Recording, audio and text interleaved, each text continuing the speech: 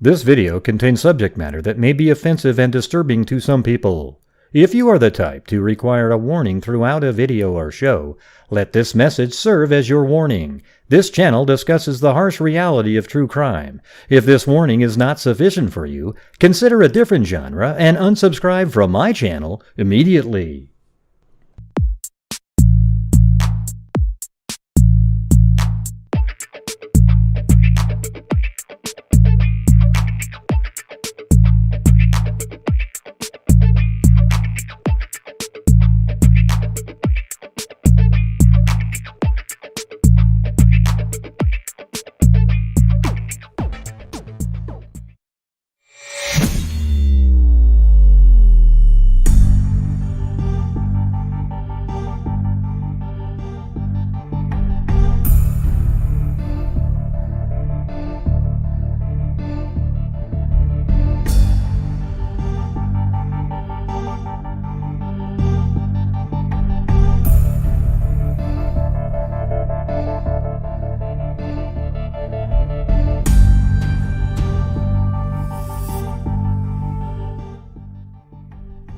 What's going on, freaks? Yeah, the first part was the reason I needed to do the robot, because I was moving around too much. Oh, Jesus. Woo! Yeah, wow, that came like before the image. Wow, thank you so much, Stacey. Listening tonight, and I just wanted to thank you, Gray, for everything you do. Love you, my wonderful, generous friend, and love to all the freaks also. Well, you're quite generous yourself. I mean, it's your guys' generosity that allows my channel to be generous and do all the different shows and donate so much to charity. So it's the generous freaks, all right, which are represented by this huge pile of freak hearts. And by the way, Stacy wrote me the script for the shit. I mean, I remember the name of the case, but I've got two different scripts, and one of them I've already read. The other one I haven't read yet, but I've just been so busy on this, some of these series things that we've been doing that it's been hard to make the Nefarious video. But my Nefarious video folder is getting pretty full because there's, you know, there are really interesting cases. This one's pretty complex. I'm not sure how easy that would be to do on a. But anyways, oh sorry, nothing on the screen there. But hey, thank you very much.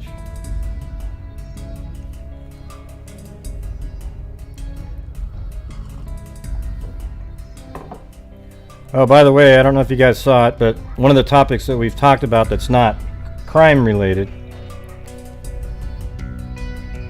I don't know if you saw it, but Joe Biden signed the that executive order that's going to effectively ruin women's athletics and other things from now on into history. Okay, so if I was a woman out there and you guys all fought for, you know, finally got to vote 1920, equal rights, all that stuff, I'd be out there making sure, you know, picketing for your rights again. Okay, your women's athletics in schools will be taken over by, what the bill is the equality for transgender in athletics. So if you're going to have transgender females, or I don't know if I think that's what you call it, yeah, competing in women's athletics, it'll effectively, and it becomes normal, it's going to effectively wipe out the entire genetic female population in sports at some point. So there you go. That's one thing that I think everybody should probably be on the same page with. I think it's weird to be, oh, I'm so woke. I just don't really care about the, just think of the ramifications, everybody. Hey! Yes, everybody, hit that subscribe button. All right? Oh, the bot's not on? I thought it was on. Hold on. Let's see. I turned it on, but maybe it didn't come on. Let me try it again.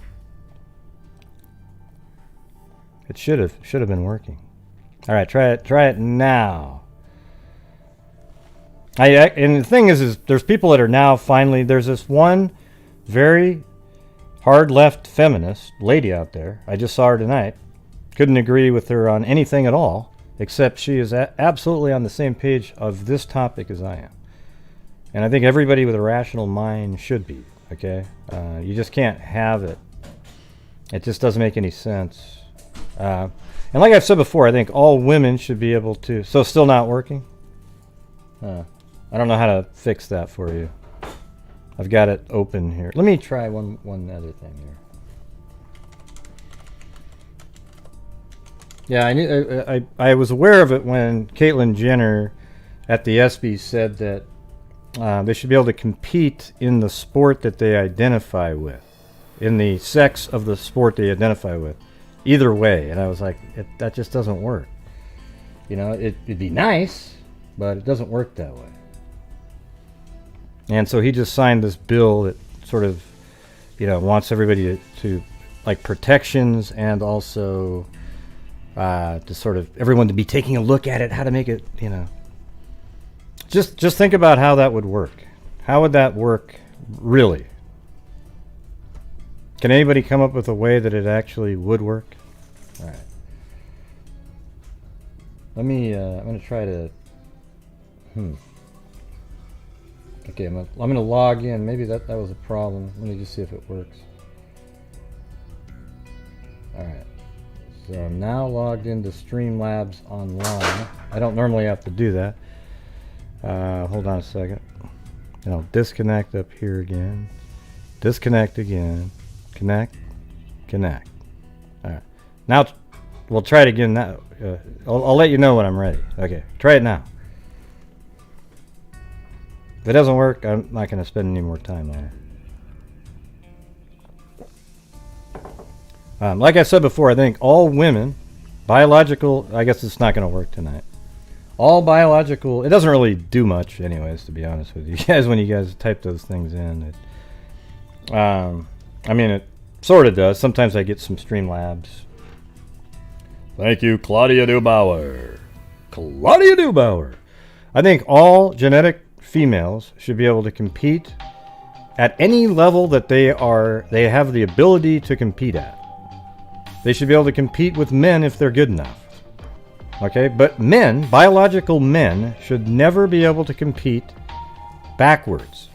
They should never be able to compete with women.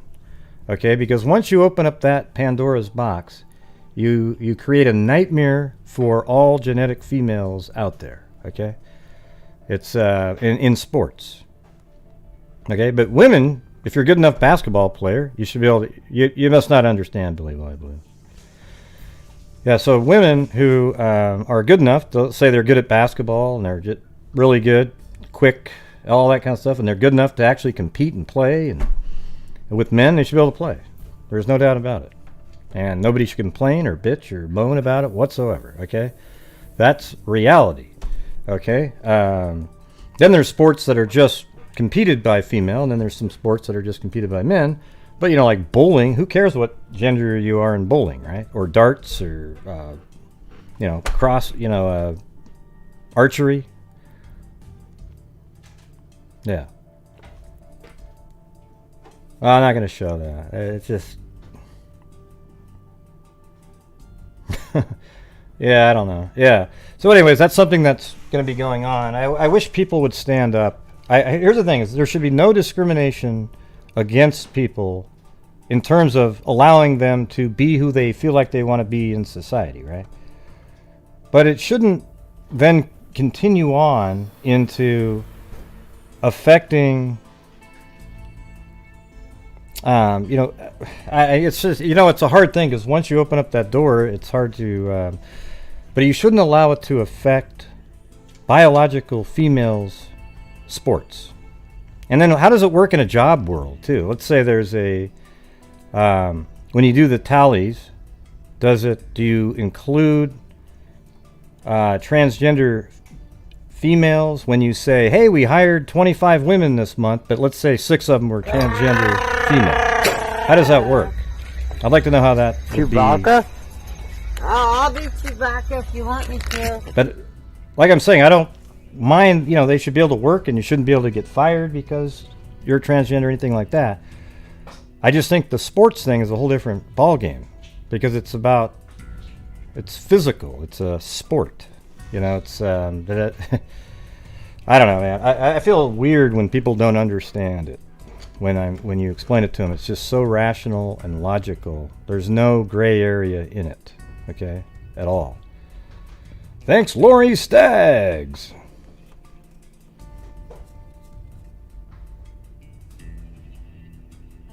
Yeah, no, exactly. It's ridiculous. It's just, I don't care if you do, even if you do the hormone treatments and all that, you still have muscular issues that are totally different.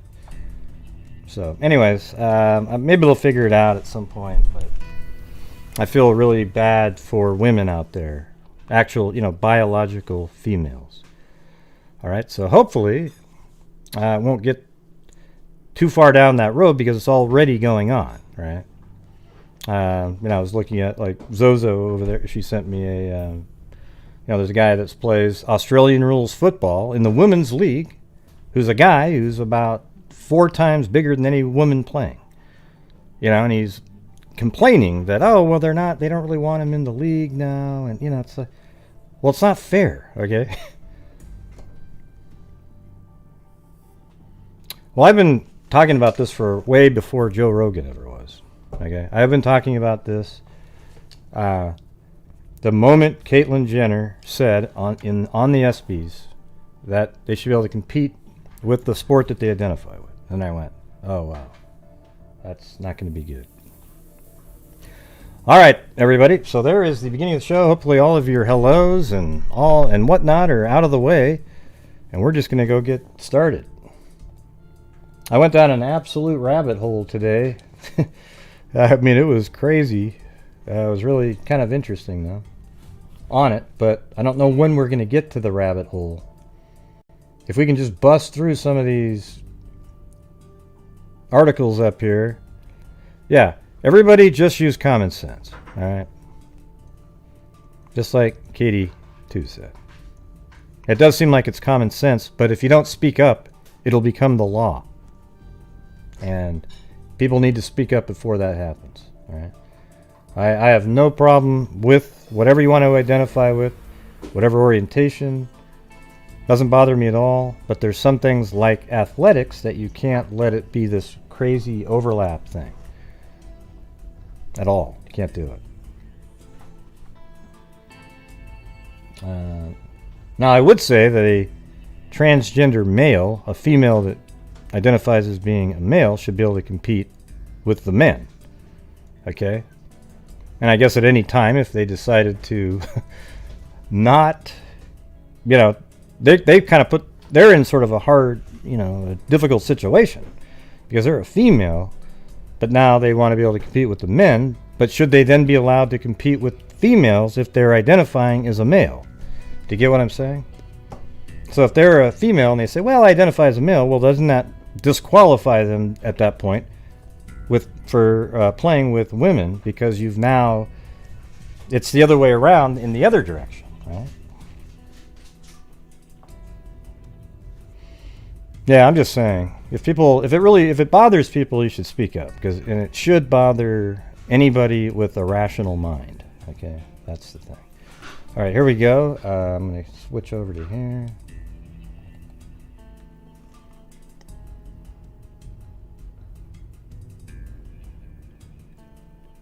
Are you still out there, Stacy? I don't know if you heard what I said that I still haven't been able to read that yet because this thing is getting really complicated. Do we need to do any kind of a recap or anything? I mean, it's so long at this point. I'm going to open it up. I mean, look at all that. That's a lot of stuff.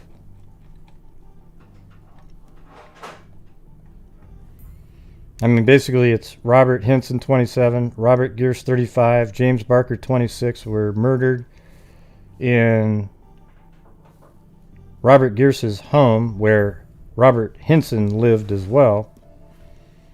They were all 3 murdered in the home, all in 3 different bedrooms with their throats slit. And there's all kinds of... If you want to get caught up, basically, you have to watch the other 2 episodes. All right? I don't even know where I would start if I was going to do a, do a recap of it, to be honest. That was it. Okay. So here we go.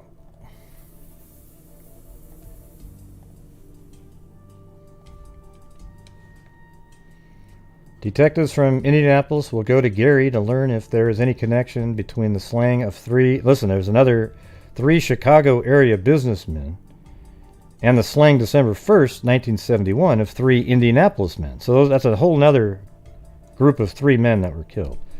Deputy Chief Ralph F. Lumpkin said he would call Gary Police today to find out if we could be welcomed. We know of no link, but there are similarities in the 2 triple slayings, said Lumpkin. We do want to compare notes with Gary detectives to see if the detectives have come across any Indianapolis connections or if names the detectives may compare with names in our investigation. The 3 Illinois men, Lauren Foley, 29. Hey, thanks, Susan O. Unfortunately, at the end of the month, I'm switching it up to that level will be gone, and it'll just be the 2nd level. I know it sucks, but I've been putting out messages, but I appreciate it, though. Thanks for thinking of me. I guess for you, if you wanted to keep your... You'll still have the same level, because it's right now. Foley's body was in a car for 4 blocks from the Gary Police Station. Tobias and Biderman were found in a rest park along US 20 at Portage, just east of Gary. All 3 had been shot in the head. The 3 Indianapolis men all had worked in Chicago at one time. The victims in the December 1st slaying here were both Roberts and, the Gierse, Hinson, and I think Barker, right? The 3 here were found with their throats slashed, their heads battered with clubs, and all were bound and gagged. So now we know that they were all bound and gagged. There's a couple articles that said that only Gierse was gagged, but the long article we read yesterday that was amazing had that they were all 3 gagged. Lumpkin said the fact that the 3 Chicago men were young and had just started a new business parallels the Indianapolis case. He emphasized that we know of no link but want to establish definitely whether a link exists or not. I thought I was going to say definitively, but it didn't. The detective chief said he would probably send detectives. So, anyways, they wanted to check out the link there, and I don't think they ever made a connection. It gets brought up other times, though. Young sleuths to tackle. Well, there's that word sleuths again. This is 1972, June 13th. Investigation of the mystery slaying of 3 businessmen last December was given new impetus today when 2 young homicide detectives were assigned to the case.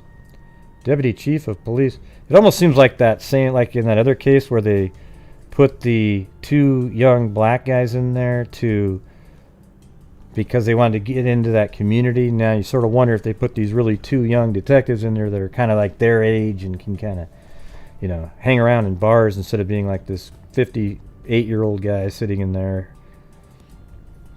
I don't know. Hey, Donna. Deputy Chief of Police Ralph F. Lumpkin conferred Monday with Homicide Captain W. Robert Green and announced that Jerry L. Campbell and Darrell S. Churchill, and remember they took the 2 black detectives off the case like in 2 days. Wasn't that the Krutz case? So maybe they just needed them to do a few things and then check in on a couple things and then took them off. I don't know. We want them to start just as if the murder occurred the day they begin their investigation, Lumpkin said. Lumpkin said there was no criticism of previous work on the case, but that we believe a fresh approach might give us information we do not have. The 3 were found in an East Side house shared by Gierse and Hinson. They're co-workers.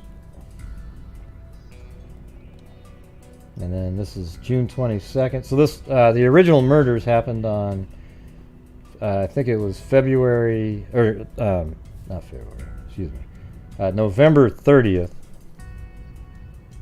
1971. They were found on December 1st, I believe. Yep.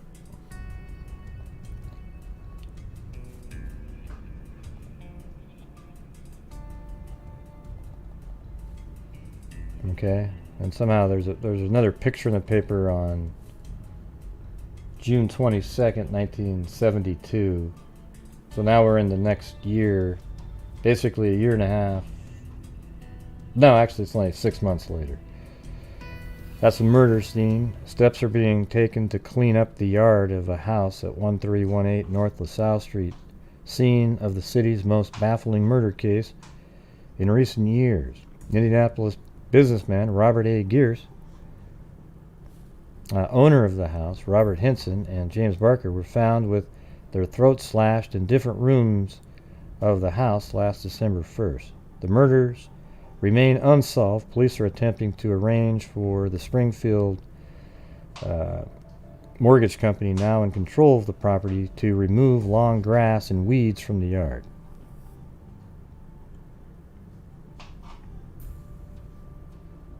Yeah.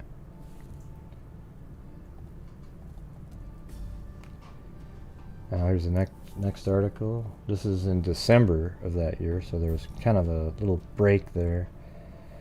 3 Chicago businessmen who had been missing. Okay, Gary Triple Slang called a professional job. Okay, now they're referring back to the Chicago murders. 3 Chicago businessmen who had been missing since Tuesday night were found. Wait a minute.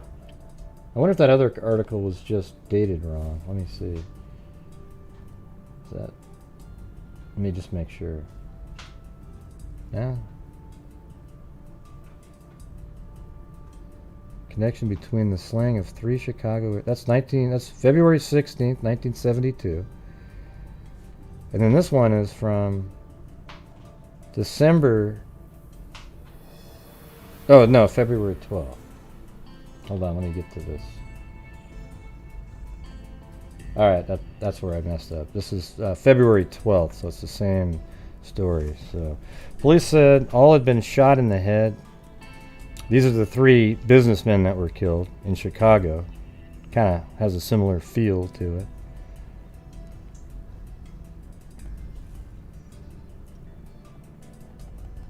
And let's see, probe possible link in loan sharking slang. Okay. So now it's a loan shark possibility here. State and city police said today they are investigating a possible connection between loan sharking activities at the Triple Slang in 1971 of 3 Indianapolis men. Lieutenant Joseph Mcatee, who has headed the investigation of the December 1st, 1971 Triple Slang, said today loan shark activities might possibly have been the force behind the murders. He said the investigation indicated the 3 men killed were financially troubled. We don't know what the motive was, but this loan shark activities is a possibility. Captain Wayne Hall of the Indiana State Police Organized Crime Unit said his men working in northern Indiana have received information from undercover investigators that the slangs in Indianapolis were being used as threats to force victims of loan sharks to pay up. Well, yeah, but they could use that even if they didn't do it. Since it hasn't been solved, any other loan shark would say, well, you wouldn't want to end up like those 3 in Indianapolis, would you? Hall said, we have not been able to fully substantiate this, but we heard rumors that affect it is a possibility. To that effect, that it's a possibility. Chewbacca? Hey! Chewbacca if you want me to. Hey, we get to have Cairo on every single night. Hey, thanks, Lisa Corinne. I guess if it was 20, it wouldn't have made that sound, but it was awesome. Thank you very much. Glad I got the Chewbacca. Hall said his information regarding the triple murder would indicate there were many factors concerning the business operation that conceivably would make the three a prime target. Yeah, I mean, they even had stolen equipment they were working with.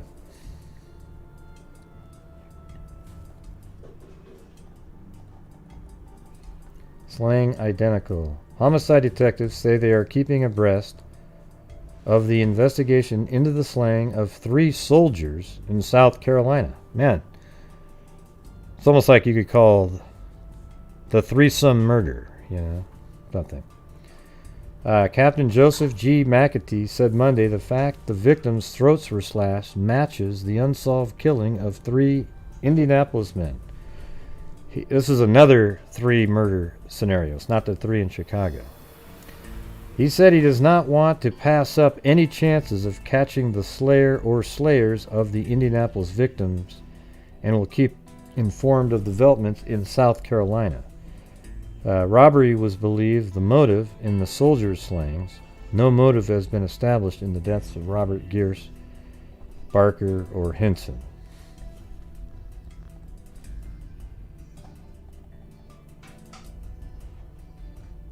Yeah, I'm not sure whatever happened. The next newspaper articles jump over to reporters of Star were targets of discrediting attempt.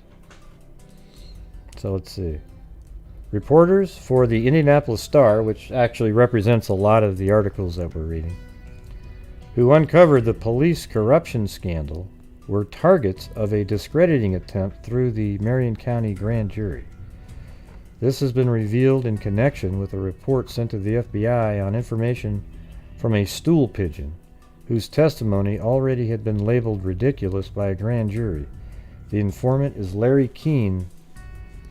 The report attempts to link the Star reporters with an alleged plan to set up policemen in accepting a bribe, which the prosecutor's office said would violate the federal civil rights law. Keene told a reporter for the Star in March that he was going to give Lieutenant Lawrence Turner of the Crime Action Team an envelope containing money at a South Side restaurant. Keene then told Turner that the newspaper is after me to set up a policeman, an authoritative source revealed. Turner then went to the prosecutor's office to protect himself. I think in this article it mentions the case coming up here in a second. All right. Previous to that, however, Keene had told the grand jury that an Indianapolis bootlegger was responsible for the unsolved murders of 3 East Side businessmen, and that the bootlegger was reported secretly by a prominent Western governor. The murder victims, 3 young businessmen, Robert Hinson, Barker, Gierse.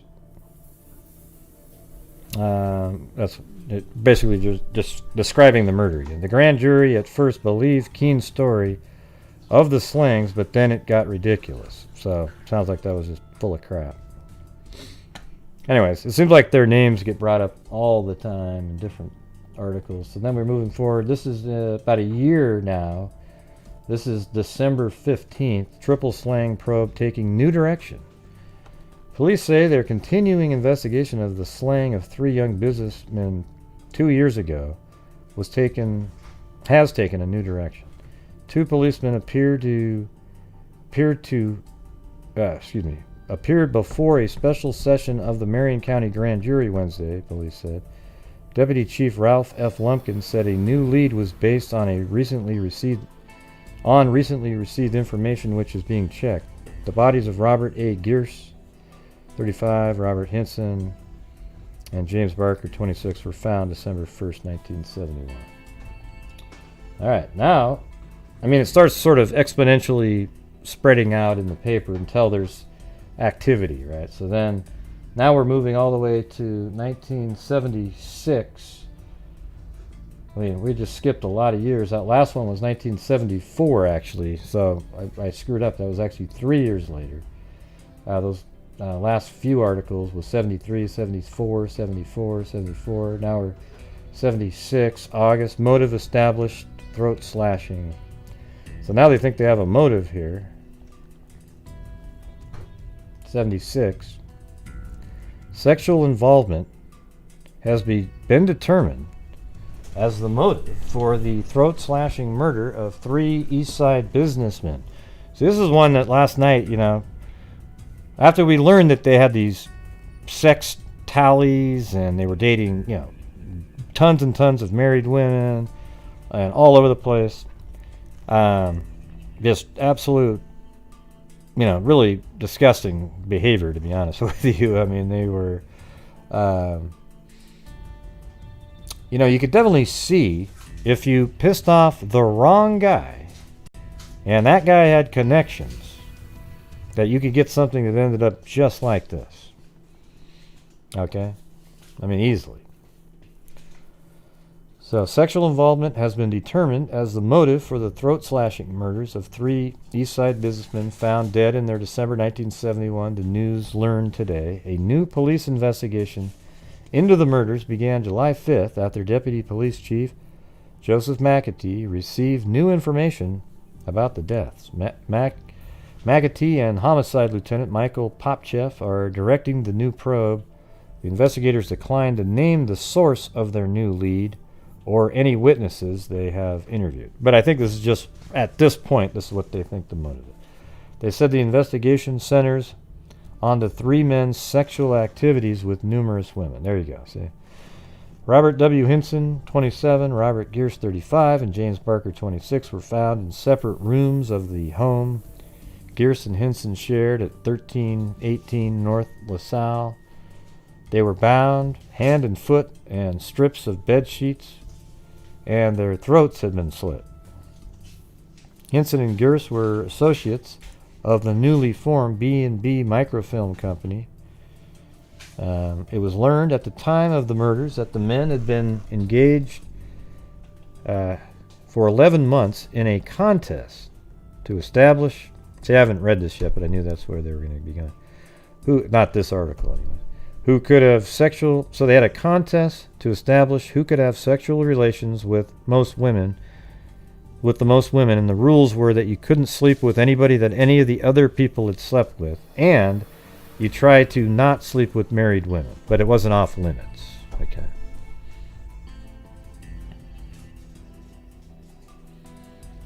And they actually had a tally. I think I have it written down over here. Oh yeah, Barker was at 25, Gierse was at 20, and Hinson was at 18. All right. So Hinson, the biggest person, had the least. Not that who gives a crap what the, you know. I'm just saying Barker though is the. He's not the one of the guys that lives in the house, and he was leading it. He was younger. Gierse, you know, that's just crazy shit, man. You do stuff like that, you're playing with fire, you know.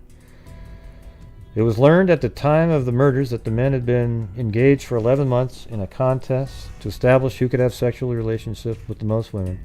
Police confirmed the contest had existed and said the score in the contest totaled 63 different women during the 11-month period. And we know that because if you add those numbers together, I think you come up with 63, right? Let's see, 45, 55, 63, and they all had to be different women to count. So that's 63 different people that could have potentially had a boyfriend or a husband that found out about it, maybe was humiliated, right? The new police investigation is leading investigators to at least 10 local bars and taverns. Mcatee and Popcheff said their new lead involves male associates of one of the women believed used by the murder victim. So, like, she was being used, and this is a male related to that person. The new leads are being evaluated and investigated as quickly as we can, but the process is slow, Mcatee said. Each new witness recently uncovered is undergoing intensive interrogation, and some are being requested to take lie detector tests to confirm their statements. The investigator said, the new leads are very good and hopefully will lead to arrest. Mcatee and Popchef said since the new information was supplied to them, the investigation has been continuous. The two investigators refused to outline their investigation and declined to elaborate on any details. Since the murders, police have questioned more than 1,000 persons who knew the victims or had been associated with them. Investigators have discounted previous theories about the men being slain by hired killers. Also discounted about the men being slain. Oh, so they discounted the hitman part. Also discounted are theories which surrounded business dealings that men may have had. Police found a stolen well, I mean, it's still bizarre that Yulin guy of where they used to work called over there. He's the last one to talk to both men. You know, two of the men anyways. Hinson and Gierse, right? Police found a stolen typewriter at the B&B office and a photo processing machine which belonged to the city. It was later determined that the city equipment had been discarded. Oh, and was of no use to the city. Oh, well, that kind of explains it. A city employee loaned the broken processor to Hinson with the stipulation that if the employee ever had to produce it, Hinson would return it. Okay. Mcatee said, I have always felt the reason for the men's death surrounded their sexual encounters, and with this new information, my gut feeling appears to be correct. All right, well, let's see where this goes. Okay, that was 1976, 1977. Gambler. With a two-state residential burglary ring, Miroff was an acquaintance of... This is being continued, but let me just see. One of the Indianapolis most celebrated murder cases, this is just talking about murders, the triple slaying of North LaSalle Street on December 1st, 1971, remains unsolved. It was established the three men were friends of Terror Horse, to bring that up again, on February 5th, 1972. Okay, so that was just a quick mention. Sometimes I just put some in there from a specific year just to see what they were saying. They were just bringing it up as a cold case. All right, and then this is this long one from 1977 in December. This is the one that we mentioned at the end of the show, so let's see what the hell this one says. But it ends right there. It's not as long as the thing from last night, though. Hey, Kim F. Sharp Harp. I wasn't sure what you meant earlier. Are you saying you missed the earlier shows, or you miss me doing earlier shows, or and what kind of a miss? Like you miss it like a long lost love, or you just missed it like, oh shit, I missed it.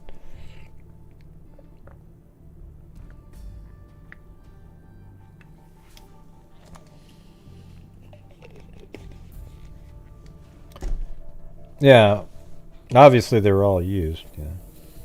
It was just a contest. And the winner had to buy a $25 meal for all of them, which would be like $100.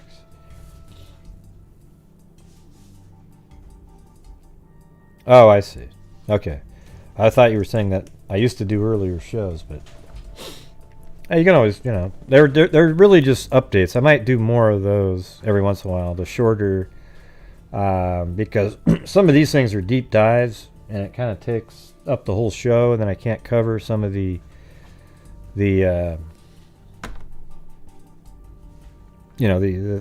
new cases that pop up or anything else, right?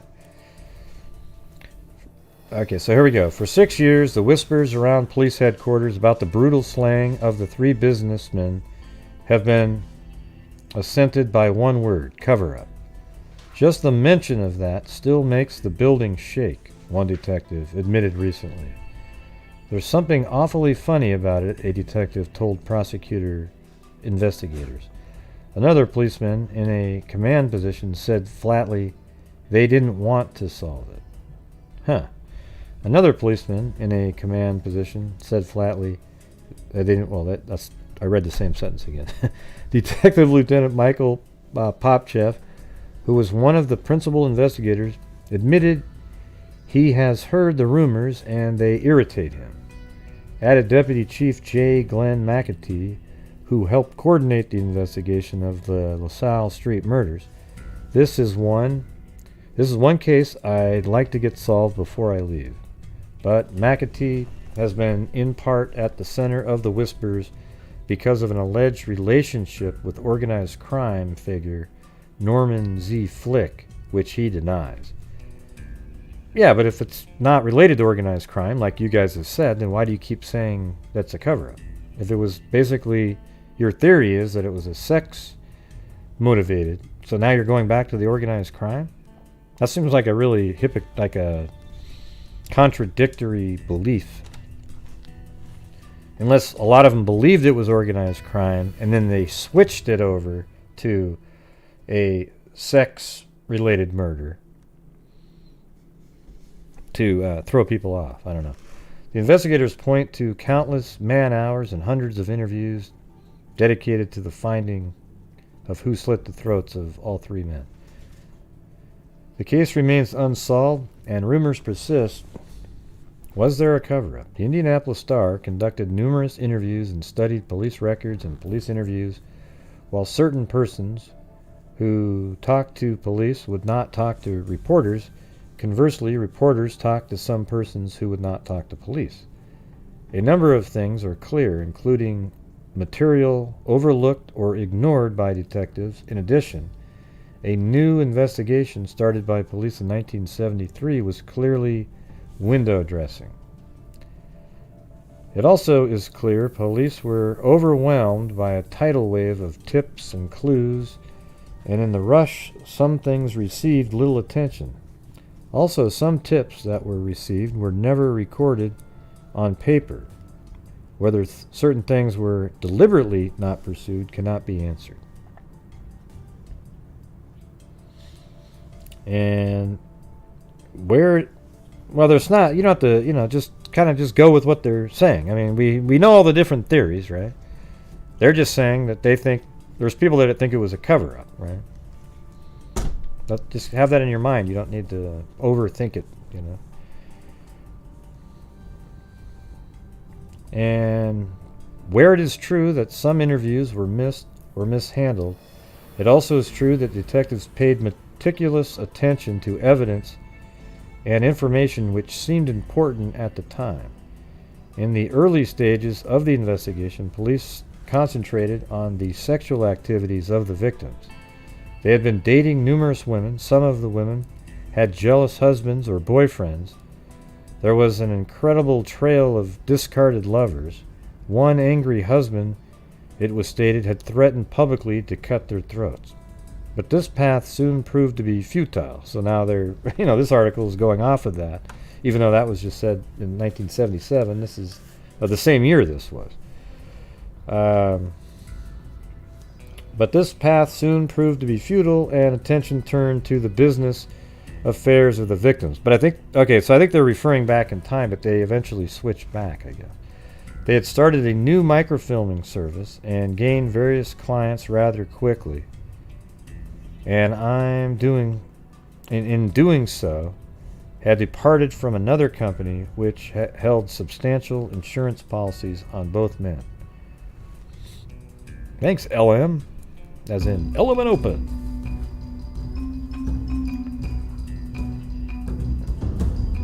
See, that insurance policy thing was a little bit weird. It's almost like Gierse was paying for the insurance policy to cover a debt if they couldn't pay it back. And once they couldn't pay it back, well, the only way that it's going to be cashed in on is if they're not alive, right?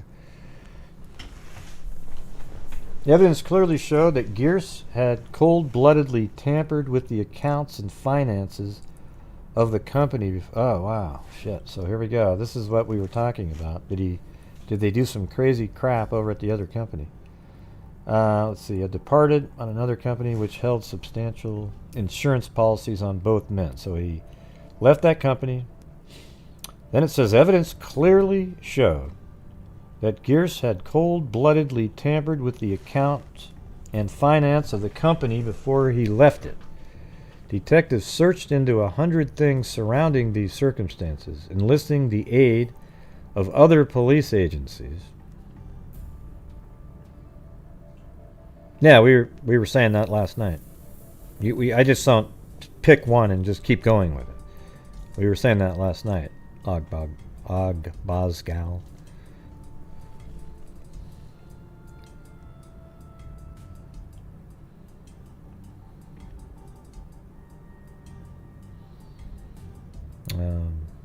Okay. Meantime, dozens of persons were given polygraph. Wait, hold on. Detectives searched into 100 things surrounding these circumstances, enlisting the aid of other police agencies, and while certain things were promising, no concrete evidence surfaced. Meantime, dozens of persons were given polygraph tests. Some promising suspects were cleared. One key suspect refused to submit to an examination. I think I might know who that is. And hundreds of tips were coming in, ranging from possible... So remember that right there, that somebody refused to take the polygraph test. And hundreds of tips were coming in, ranging from possible leads to crank calls, all of which would have to be or should have been checked out. It was police admit. Wait, hold on. Been checked out, period. It's so small I can't see it. It was, police admit, difficult to keep track of some of them, and some got lost in the shuffle. Additional detectives had been assigned early to assign Popchef and Lieutenant James Strode, both sergeants at the time. Mcatee, then a lieutenant, was coordinating the investigation with Captain Robert Green, since deceased, reporting to Deputy Chief Ralph F. Lumpkin. Police traveled to several states and talked with dozens of more persons looking for leads and evidence, but the trail grew cold, and the heated original investigation cooled in about 6 months. 1 year after the murders, the police command announced that fresh investigators had been assigned. In reality, this was window dressing. Remember those two that I was telling you about? Was window dressing move to satisfy a newspaper reporter who had written frequently about the case.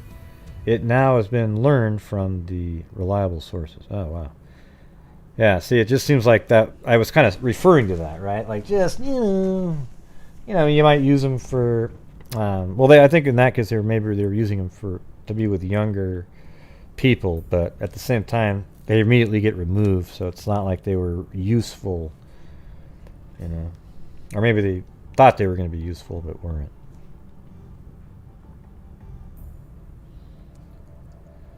Willard Heiss, director of the City Microfilm and Record Department. Wait, hold on. I think it's right here. By then, the rumors had started, and most of them mentioned talk that city-owned equipment had been found in the office Gierse and Hinson had opened 2 months before the murders. MUNTS. And don't forget to get your Muntz mug. Has serial killers on it. You'll love it. In fact, the equipment is mentioned only briefly in official reports, and it sat for more than 3 years in the police property room. Willard Heiss, director of the city's microfilm and records department, admits he loaned a microfilm camera to Gierse to have it repaired. He also gave Gierse a junk film processor. A used camera like the one Heiss provided was worth about $5,000 at the time. After the murders, Heiss said he claimed the camera. I bet that camera would be about $50 today. After the murders, Heiss said he claimed the camera, but police said they didn't have it.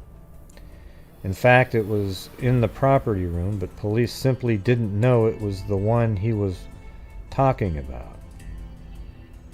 It was not until 1975 when Star Reporter began asking questions that Heiss got it back, and it has also been learned that Gierse and Hinson had been using it at their business.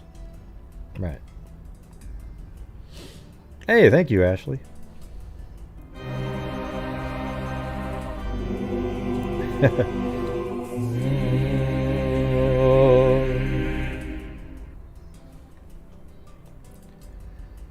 Alright, so that's Mcatee right there.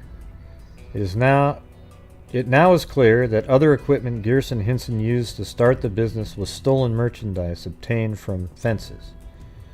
Police records show that detectives were aware the men had been dealing in some stolen goods, but this aspect did not get emphasis that other information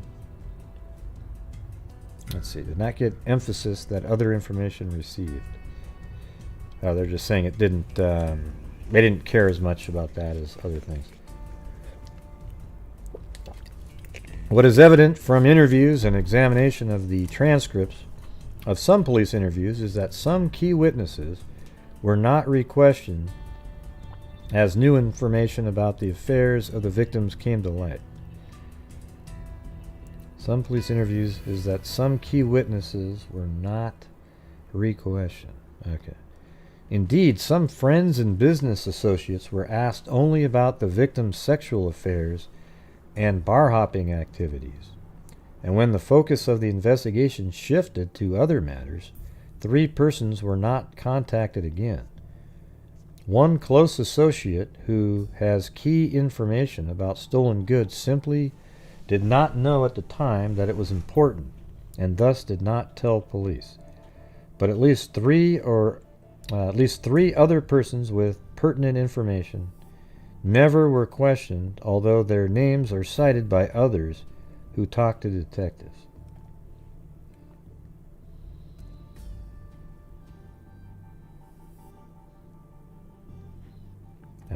There it is. A close friend of the victims remembered that police didn't probe very far with their questions, and when he was interrogated,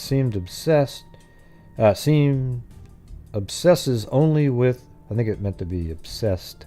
They hit the wrong button there. Only with the question of pornography.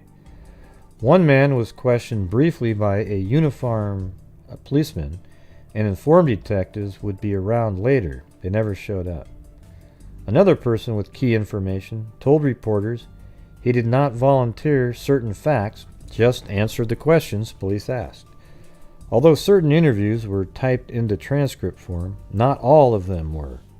One statement from a person who had critical information was cursorily put into a summary report with emphasis on the details of the victim's personal sexual preferences. Homosexuality was being considered at various stages of the investigation, but not in this instance. Part of the problem was the principal investigators could not handle all of the interviews, and those ended up with the assignments. We haven't heard that yet. Possibly maybe gay or something. They don't seem like that, though. I mean, they both, they had that list going. They simply didn't know what was important and what wasn't. And a detective who handled some of the questioning complained there was a lot of professional jealousy on the case. It is clear that the stolen goods aspects were considered important, but strong leads were ignored, and at the time perhaps more promising matters were checked, but the leads were never picked up again after the other matters failed to pay off. Flick, who had strong connections in the police department, told reporters he knew nothing about the murders and was unaware that the victims had frequented Tommy's Starlight Palladium at 3215 East Michigan Street, a tavern and alleged fencing center where he maintained an office. Official reports made available to the Star do not mention that tavern, although a number of others are identified. Let me see if we have that one. Probably not. 3215. So this is one of the bars they went to, and commonly used for fencing, I guess.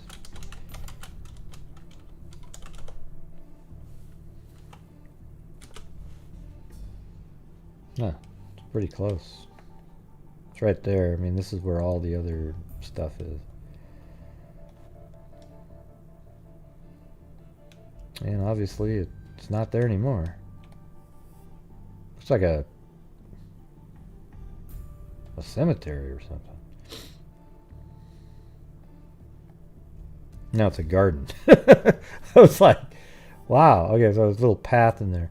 So there used to be something there. Let's see how far, if we can go back in time. Hold on. Yeah, see, like even in 1992, there's a building there. 2003, looks like it's maybe gone at that point.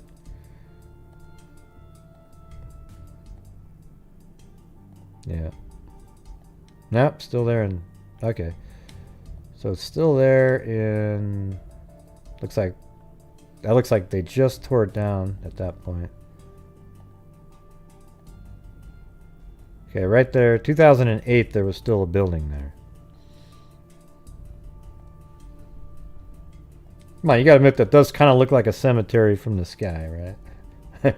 Of course it would be all people were buried on the same day and the grass hasn't grown over yet.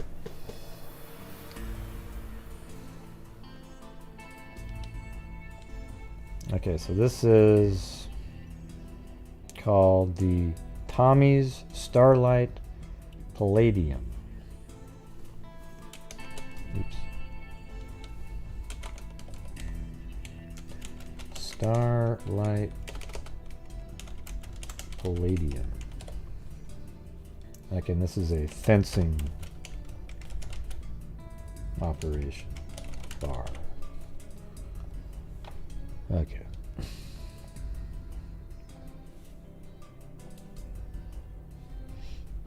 Yeah, let's check. Let's just take a stab in the dark here really quick. Hold on a second. Let me get that address really quick. 3215 East Michigan Street, Indianapolis.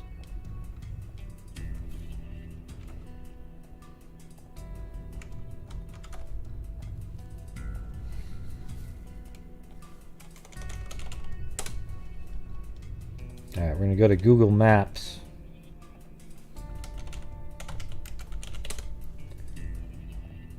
I'm going to type that sucker in. Not using Google Earth, but then go down to Street View. Where is it? Oh, there.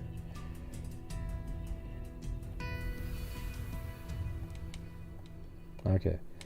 But this one actually has historical. Ooh, and there it is. Bam! Suckers. That was a stab in the dark. That actually paid off. Because I thought, sometimes I know it goes back to 2007. So there you go. Boom! That's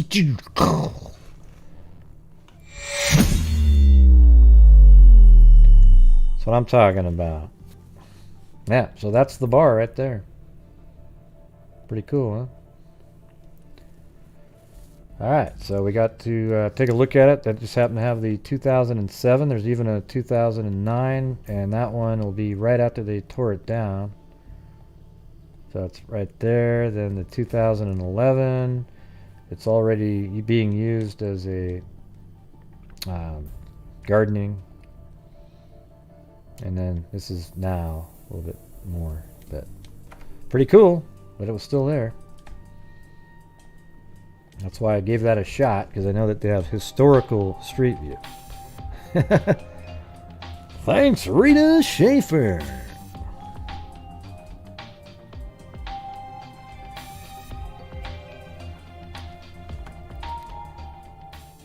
Yeah, it's right next to him. Very close.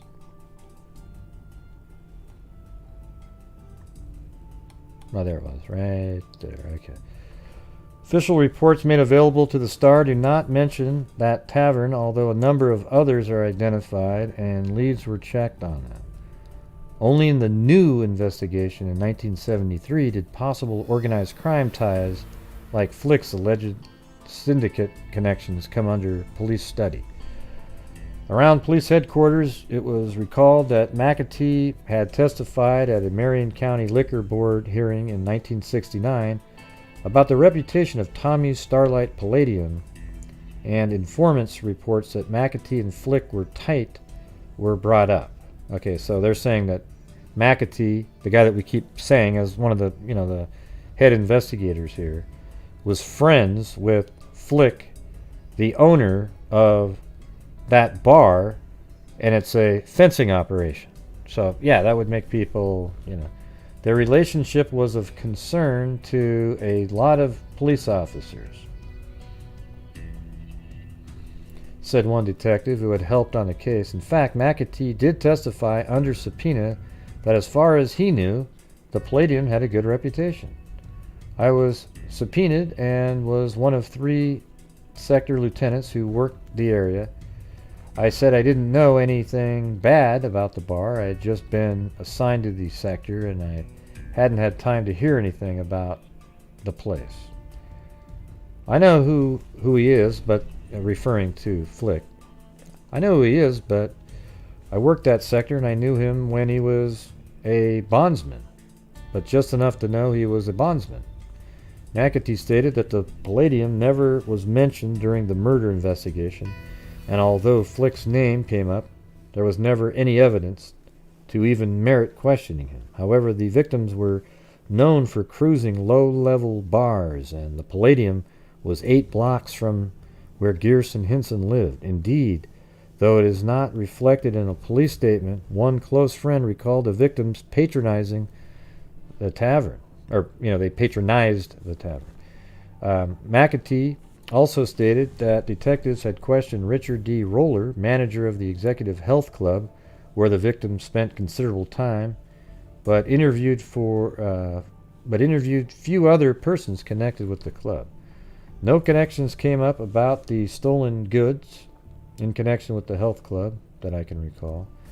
Mcatee added, "We've done everything we could." Still, policemen concerned about the investigation noted that several of the detectives were promoted, and Mcatee himself moved up quickly in the ranks. Talk of political interference somehow keyed the city equipment, and political connections of the victims reached into other investigative agencies. In fact, it has been established that Gierse had been active in Republican politics, had attended political dinners, and worked at the polls.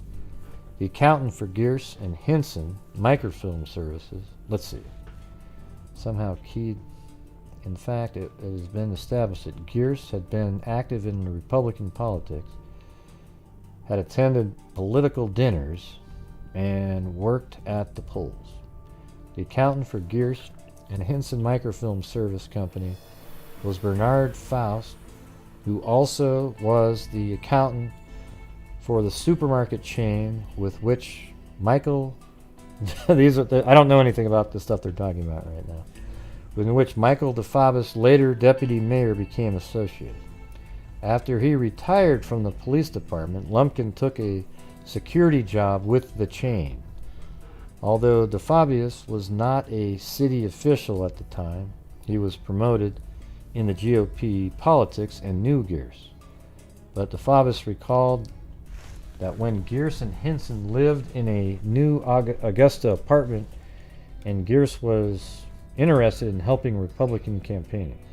DeFabius said he believed he had met Gierse at several meetings and once had gone to the apartment to discuss buying a motorcycle from Gierse, but that's all it amounted to.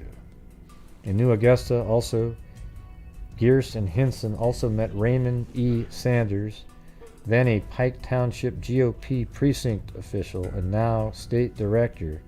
Sanders recalled Gierse worked in the polls for us on 2 or 3 elections, and he eventually lost touch with him.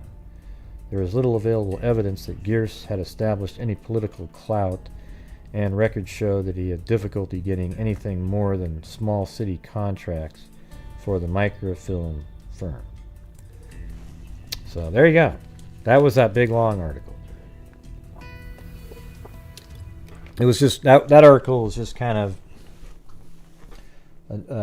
talking about possible corruption, but then also brought up some interesting points. Thank you, Lee D.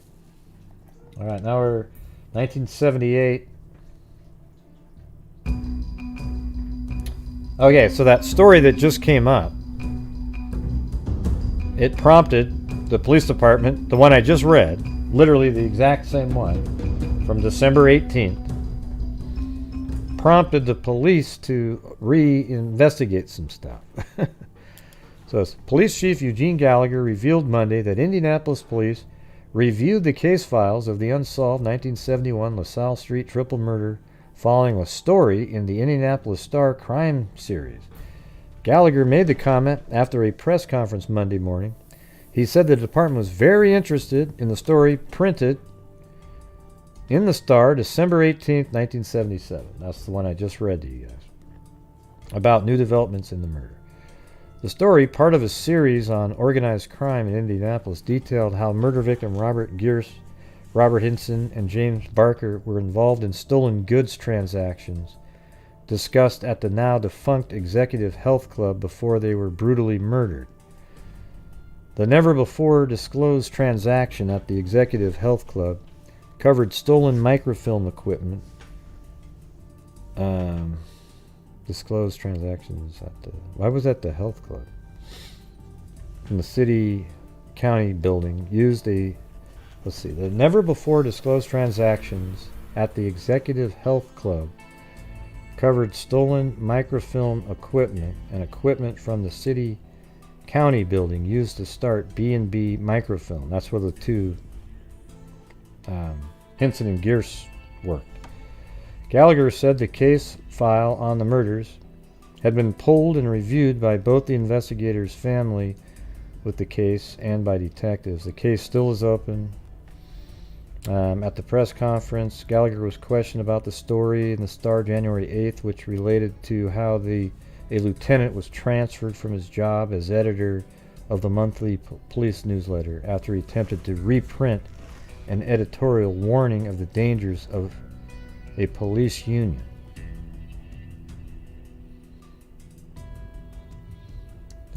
They said the article had half-truths in it.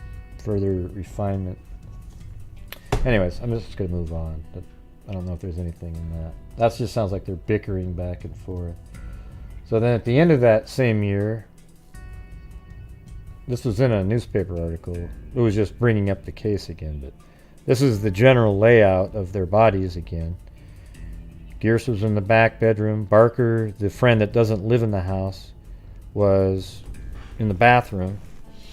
And Hinson was in the bedroom. Apparently he had broken free of the bonds that were on his hands, but then he was bashed in the head.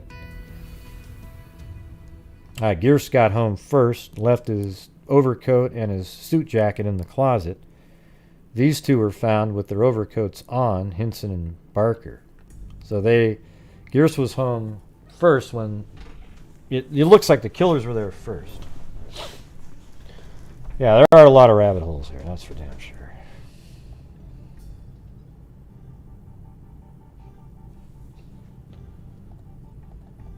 Alright, so now we're moving on to 1981.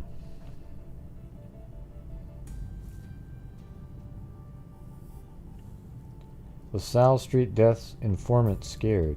A woman who reportedly told a boyfriend they both would end up in a puddle of blood if he ever talked to police. So the woman told a boyfriend that they would both end up in a puddle of blood if he ever talked to police about the 1971 unsolved slaying of 3 East Side microfilm businessmen refused last night to take a lie detector test.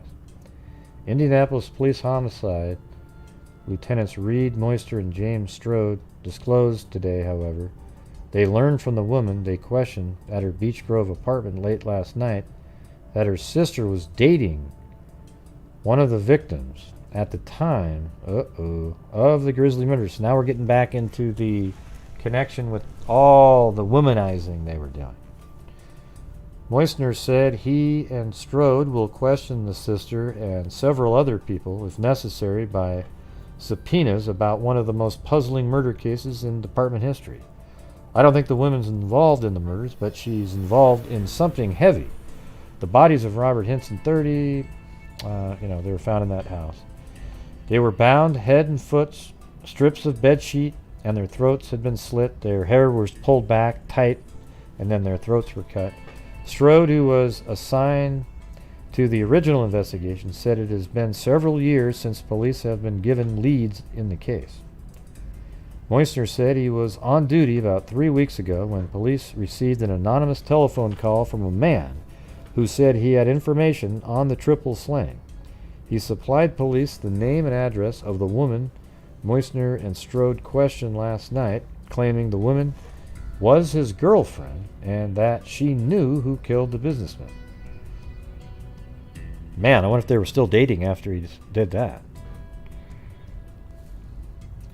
The man did not identify himself, but police traced the call to a pay telephone at a Southside motel.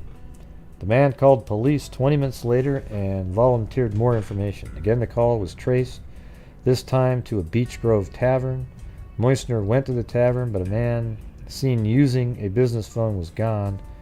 Moisner got a description of the man and learned the man's identity, but was unable to find him until last night. Moisner said he found the man at the same tavern from where the trace call was made. When I confronted him at the tavern, he admitted he'd made the calls, Moisner said today. The man agreed to go to the police headquarters last night, where he was questioned for about an hour. Let's see. In his statement, the man said he was told several years ago by a woman he described as his girlfriend, okay, so it was years later, that she could end up in a puddle of blood, and so could I, if I talked to police. He also said the woman often received telephone calls that frightened her, and that she had a mysterious fire in an apartment she rented about 4 years ago. The man who gave police the first names of the men he claims he was told were involved in the murder said he made the calls to police when he was drunk and having personal problems with the woman. Nobody would come up with something like that drunk. That's bullshit. He's just trying to get out of it now. Nobody would ever call the cops up drunk and go, "Hey, listen. That's just not going to happen. That's too... you'd be just doing something else. Doesn't make sense to me. After questioning the man, Moisner and Strode went unannounced to the woman's apartment. He told her we could save a lot of time if she would take a lie detector test about her knowledge about the murders. She said she wouldn't. She's scared of something. Well, see, that kind of proves that the guy was telling the truth. But now he's just saying he was drunk. I guess it's possible he had a few drinks and his inhibitions dropped. And he felt like, okay, I'm going to tell what I know. Something like that. I don't think he made up the story, though. All right, so 3 years later, 1984, ex-resident tied to brutal slaying, they say. This is October 6th.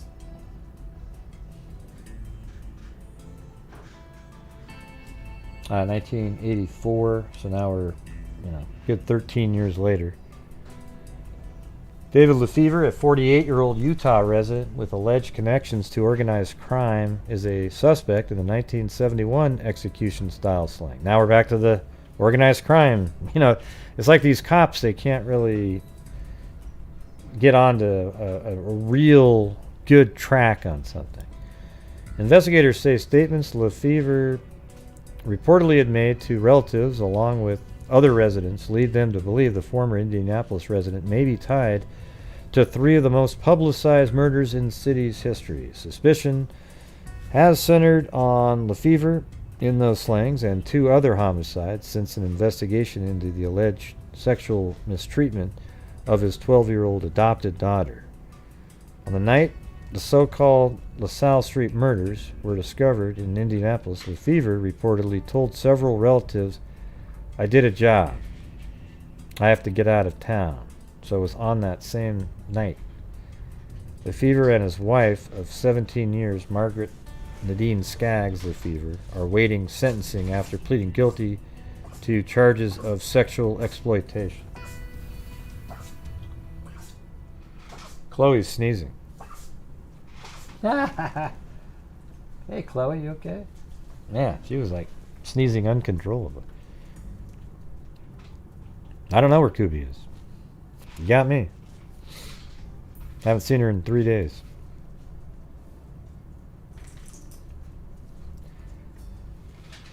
So look at Lefevre and his wife of 17. So they were exploiting children. Lefevre and his wife have maintained their innocence on the sex charges, saying they pleaded guilty to spare their 4 other children. Nah, that doesn't spare anything. What you'd really want to do is be found innocent for your children. Months after the couple's arrest on October 12, 1983, Lefevre came under suspicion in several murders, including the brutal LaSalle Street slayings of Robert Hinson, all 3 of them.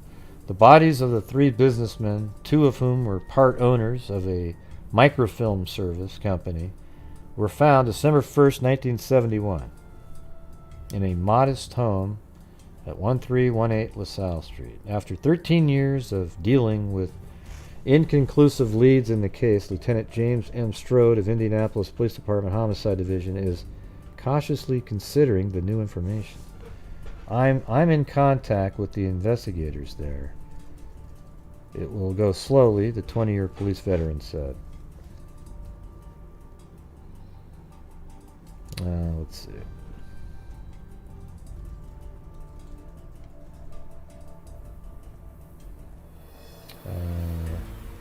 In Indianapolis, the couple had at least 4 different addresses. In the primary election of 1971, Mrs. Lefevre ran unsuccessfully for the Republican nomination for city council. She was listed as the mother of 3 sons and a member of the Christian church. South Street murder case frustrated local detectives.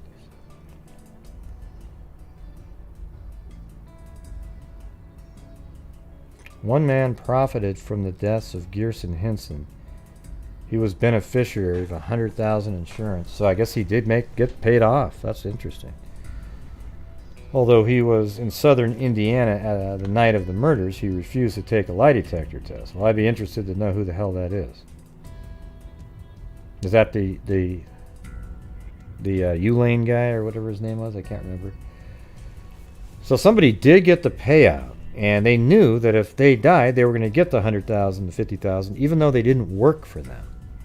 Don't you guys find that interesting?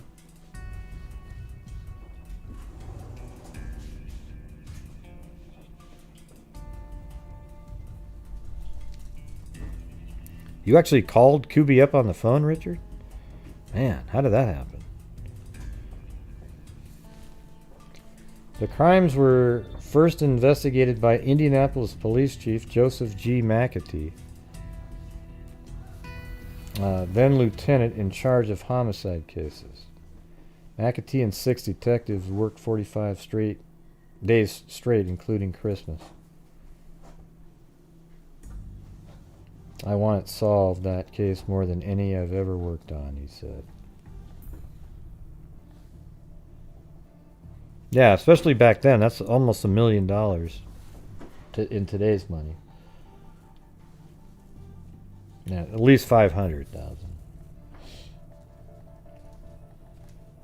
Well, let's see. I bet you could type that in. How much would 100,000 in 1971 be worth today?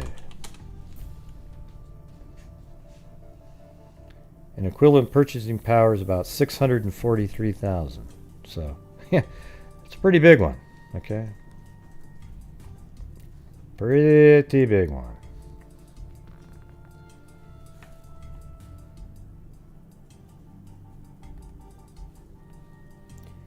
Okay, so now this is in July 1985, a year later.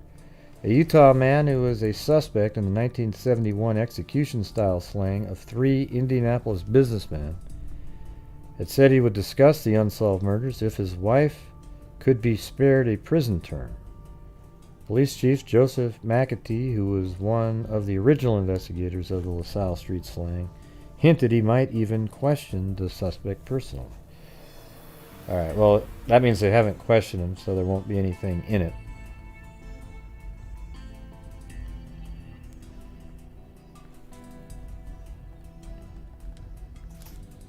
Suspect in 3 East Side slangs wants to clear self with police. So this is 1992 now. So nothing really came of that last guy. Alright, nothing came of that. Suspect in 3 East Side slangs wants to clear self with police. Investigators today plan to interview an Indianapolis man named as a possible suspect in the brutal slaying of 3 East Side men 21 years ago. On November 23rd, local authorities interviewed Florida prison inmate Floyd M. Chastain, who said the Indianapolis man ordered the killing of Robert Gierse, Robert Hinson, and James Barker. The 3 were found bludgeoned, bound, gagged, with their throats slashed. On Wednesday, a Marion County Sheriff Joseph Mcatee, head of IPD homicide investigation in 1971, said the man called his office. He said he wants to come in and get things straightened out. He's very concerned about the Chastain accusations. I told him we'd be happy to talk to him, but of course I had to tell him that before any of us talked to him, we had to advise him of his rights. Mcatee said the man agreed to give a statement and take a polygraph or lie detector test. Well, hell, man, if you can pass one of those, it's golden over there. In Indiana back then, you pass the lie detector. You could, the way it works in Indiana back in 1970 is you could go into a house, be caught on film coming out of the house with a dagger in your hand with blood all over your body and screaming, "I killed him!" And then you go in for a lie detector test and pass, you just walk home free that same day. Yeah. I mean, it trumps everything over there. It's amazing. Oh, yeah. Yeah, it was his gun. He had a motive, but he did pass the lie detector test, so we're looking for new suspects. Oh, boy.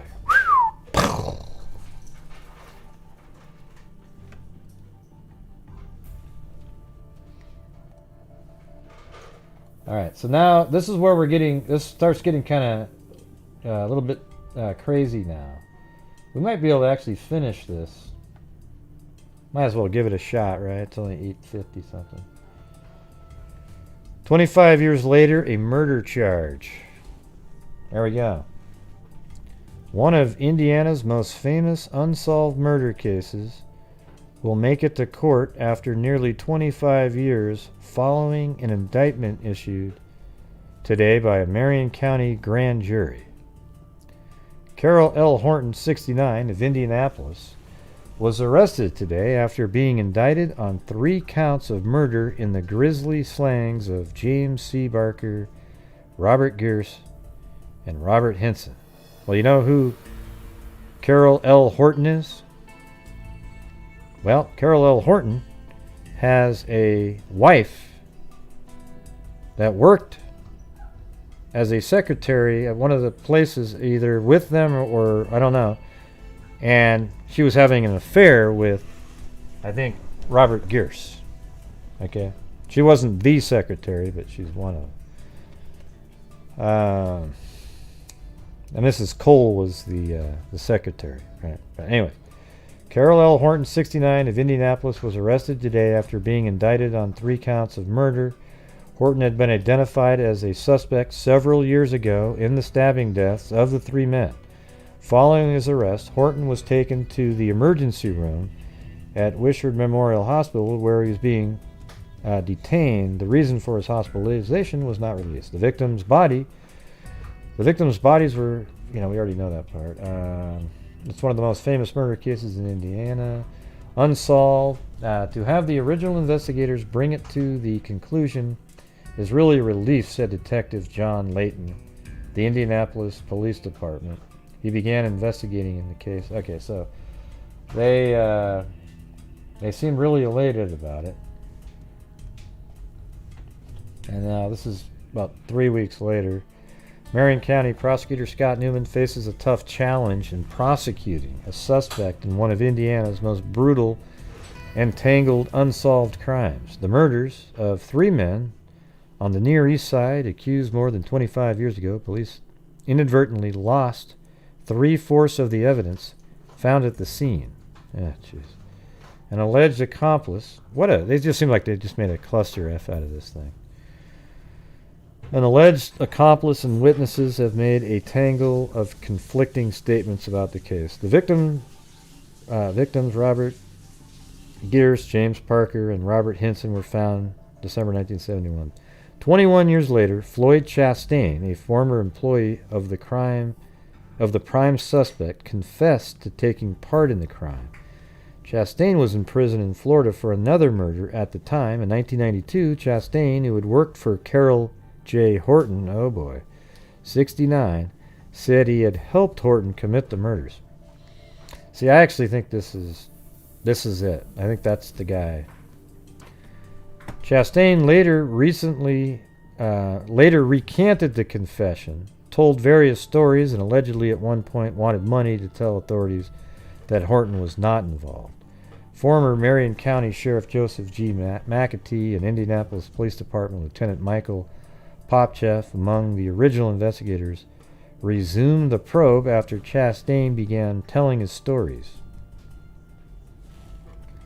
The 3 victims allegedly had contests to see how many women they could have sex with, and according to Chastain, Horton, on learning that his former wife had a relationship with Gierse, his former wife now, but not at the time, decided to get rid of the 3 men and talked Chastain and another man, now dead, into helping him do it.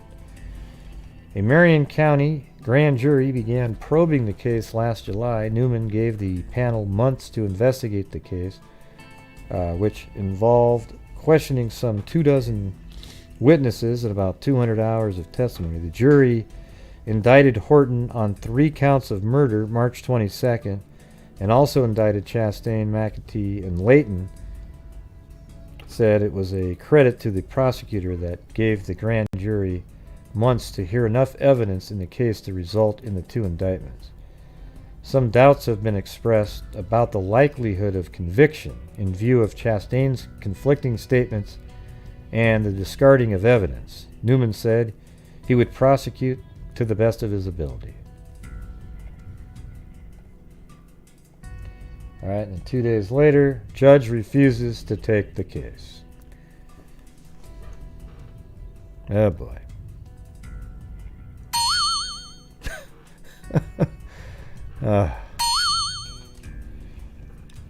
Yeah, so the judge refused to take it. The state tactics to transfer the case are a bold effort to avoid the blind filing rules. I mean, I don't even want to go through why he wouldn't take it, but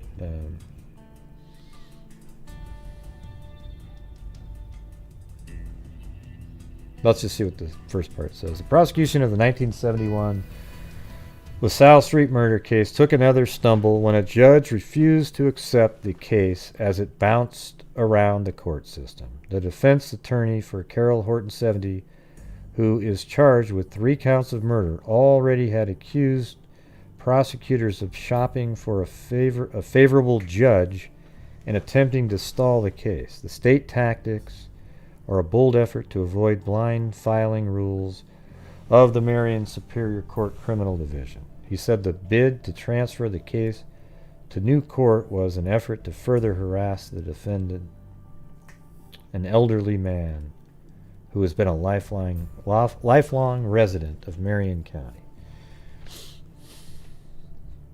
The original charges against Horton came in a grand jury indictment.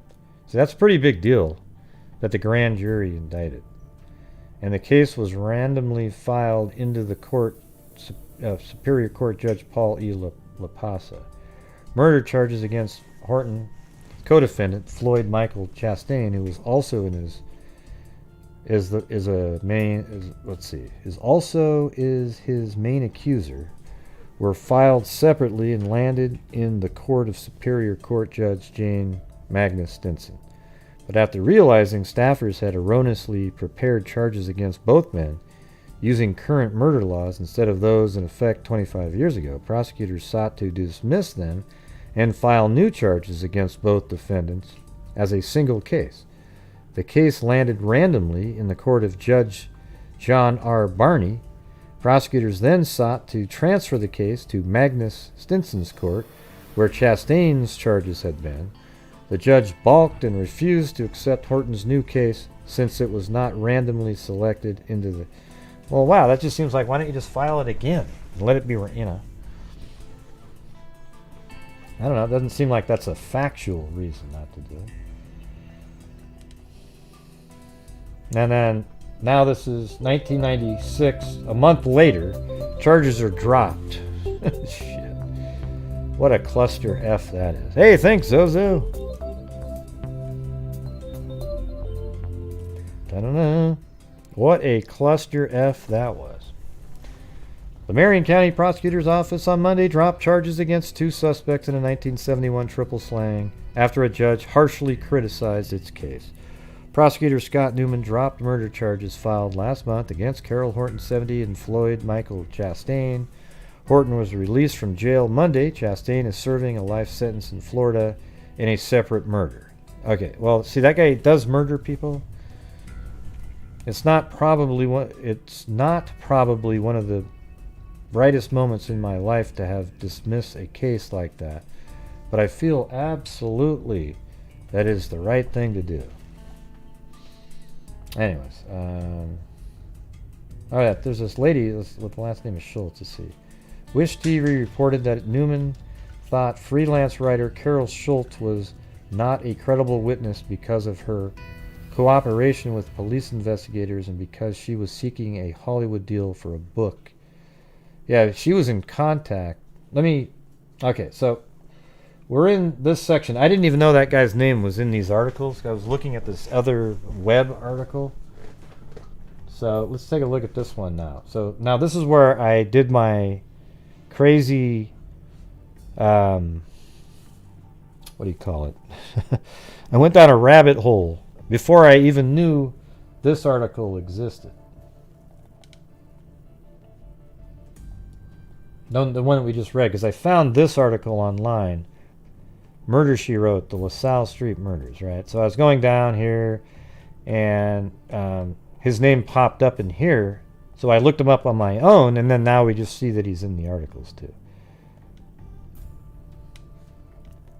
All right, so here, just hold on a minute. Hey, thanks, Zozo. I'll be back in just a second, all right? But we're going to go down my rabbit hole, okay? Woo! It's actually pretty freaking interesting, though, I got to say. All right.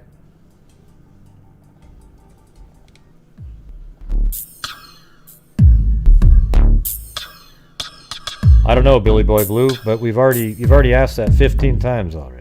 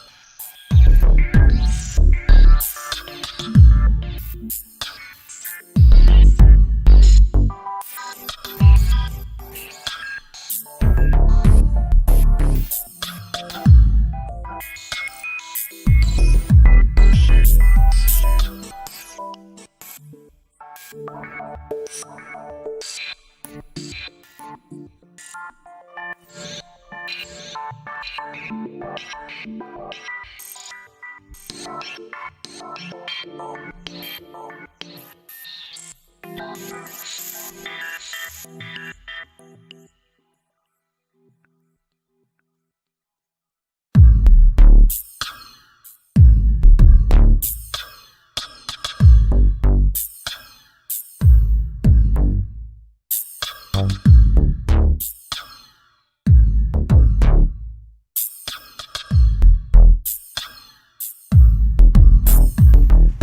yo, yo, yo, yo.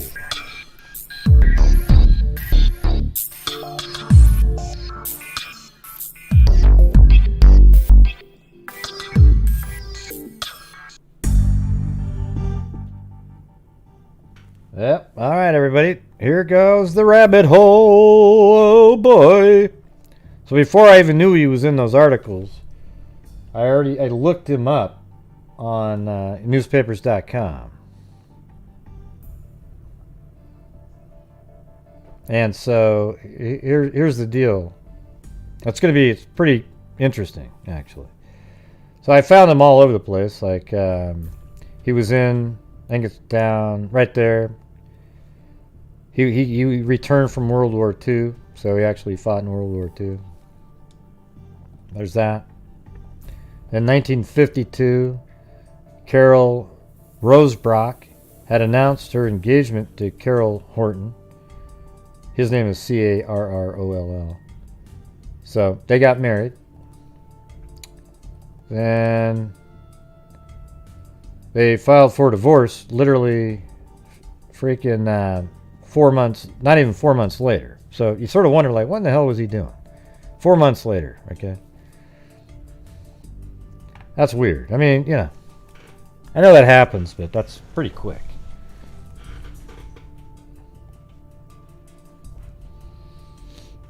No, all right. Carol L. Horton of 5901 East 16th Street. Now listen to this, everybody. So listen to what I just found right here. Carol L. Horton, this is the guy that they were just talking about that was arrested, he was indicted by a grand jury. Carol L. Horton, this is 1958, so about 13 years before, who discovered the abandoned Buick police think was used by the slayer of Harry J. Westfield, was identified incorrectly yesterday as the operator of the Indianapolis engine exchange. This Carol Horton, was big-time mechanic at Indianapolis 500 for years. Anyways, what does it say right here? So he found the abandoned vehicle that was used in the killing of Harry J. Westfield. Uh-oh. Now Billy Boy Blues focuses on those. Hey, Billy Boy Blue, do you see what we're doing right now? We're actually covering the case. Remember how we were talking about that on Facebook? how you realize that? Thanks, so. Chewbacca? Oh, I'll do Chewbacca if you want me to. So Jojo, sup girl.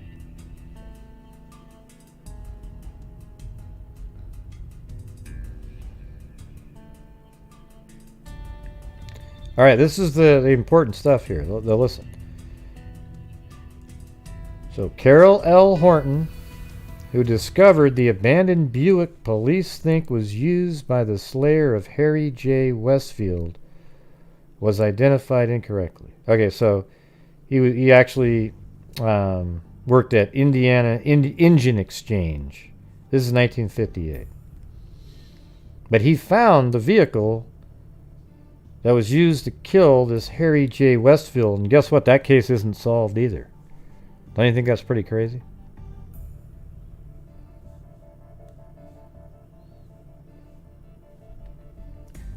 And yes, thanks for the Chewbacca donation, Billy Boy Blue. All right, so we got that. Just think about that for a minute. You know that. Then, let's see. Now we're moving forward about 5 years here. 1963. He's in here again. Now look how weird this is. So we know he works for like Indianapolis 500 and everything like that.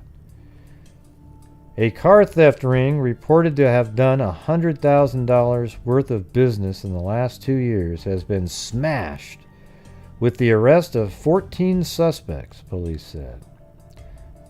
The last alleged member of the ring, Carol L. Horton, 36, 5901 East 16th, same guy, was charged with receiving stolen goods after he surrendered to police yesterday.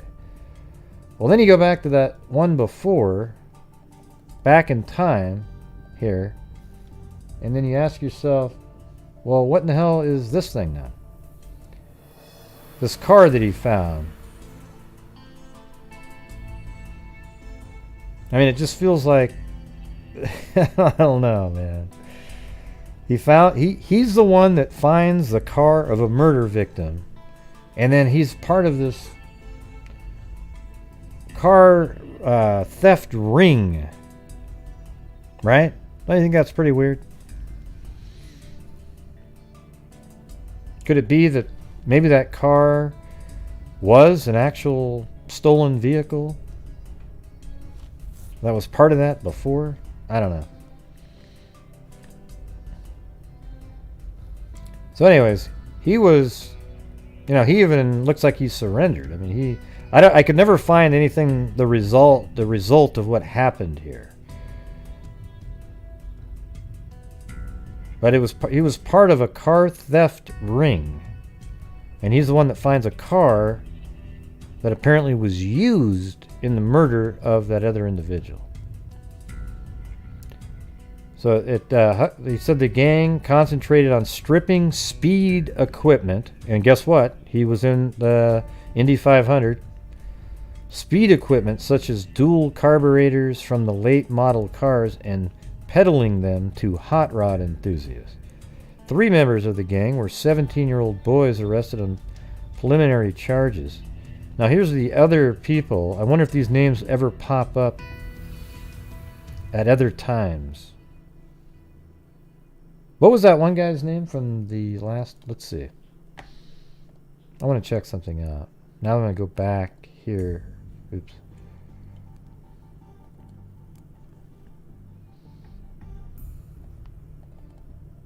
Oh yeah, it was something like, what was his name? Something like something Stain, or there it is, Chastain right there. All right, what's his full name?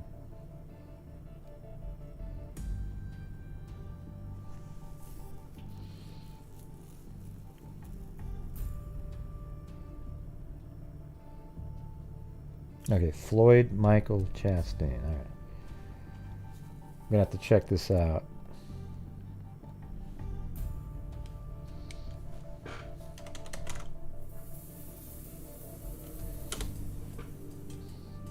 All right, Floyd Michael Chastain. Indiana. And let's just say like 1950 to 1965.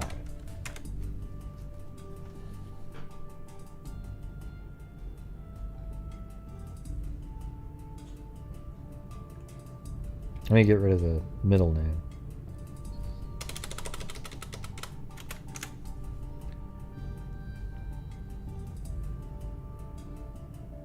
Well, that's probably him right there. I mean, where they announced having birthday parties. All right, so that was 1953. Is Bedford #1 guard recruiter. 1955, 54, 56. Mrs. Floyd Chastain. I'm sure there's only one Floyd Chastain, and although these are, I can't imagine that being a common name, but 56.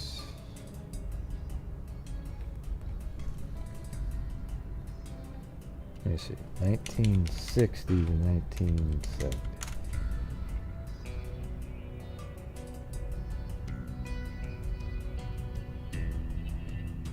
Alright, so this is 66.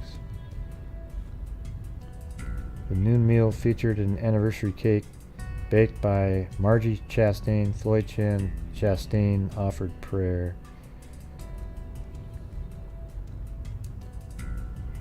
Let's see what this is 68. Body was brought here for burial. Mrs. Floyd chat. I'm just trying to find something around the time. There's 1970. That's just before.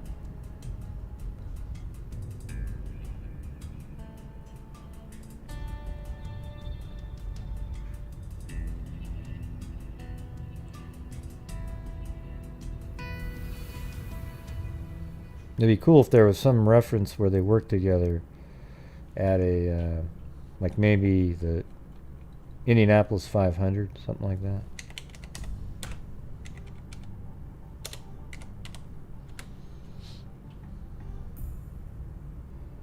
Well, now he's a reverend? I don't think that's the same guy. That's a different one, then.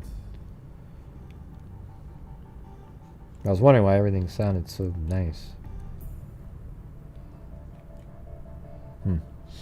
Anyways, that was something I was just randomly wanted to check there really quick. Alright, so 1968. And see, what I was looking for, though, was what his wife's name was, the second one. Because remember how he got that divorce? Well, there's actually this article here has a picture. No need for women in Gasoline Alley. Women have no reason to be in Gasoline Alley. At the track, blurted Mrs. Carol Horton, owner of 2 rear-engine Fords, entered in this year's 500-mile race. Well, here's the thing. She was obviously wealthy as hell, right? I mean, this is his wife, very wealthy, and you could see a scenario where, because she's so wealthy, and then all of a sudden Gierse is having sex with her, he might be freaked out of losing his cash cow, you know, like where the money's coming from. Right? And you can tell she's pretty too. She's right there, young, you know, just Miss Carol Horton. I hate how they don't say their name very often, but I did find it at I read through the whole article at one point. So there's that one. There's a picture of her there. And then there's another one. Let's see. And you can just see he's all over these articles. He was a big time right there. So I went to the Riverside last fall, my helmet on my hand and looking for a ride. Carol Horton was there, and I drove my first USAC race for him there. So like they were big time Indianapolis 500 racers.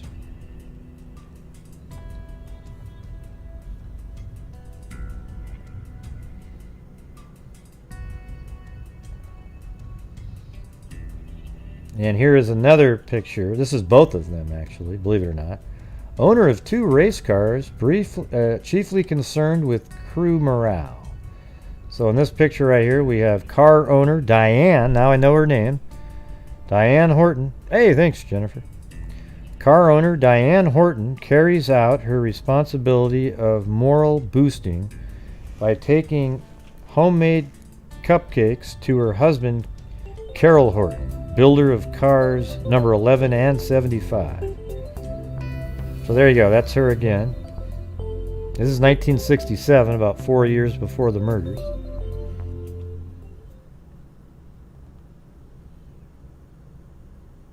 And then this is 1968 here. I don't know if they're in a picture here, but yeah, well, so that's actually Horton right there working in the shop in that picture right there. And that's one of the cars he was working with.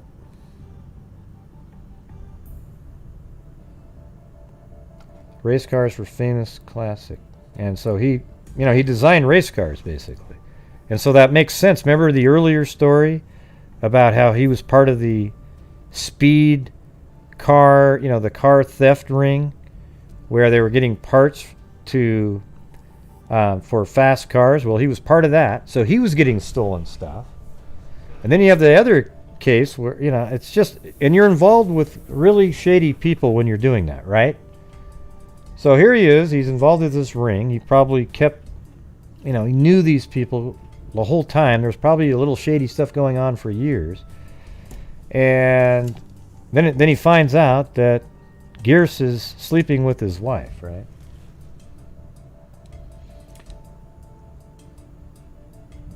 And let's see. Let's get back to that last one again.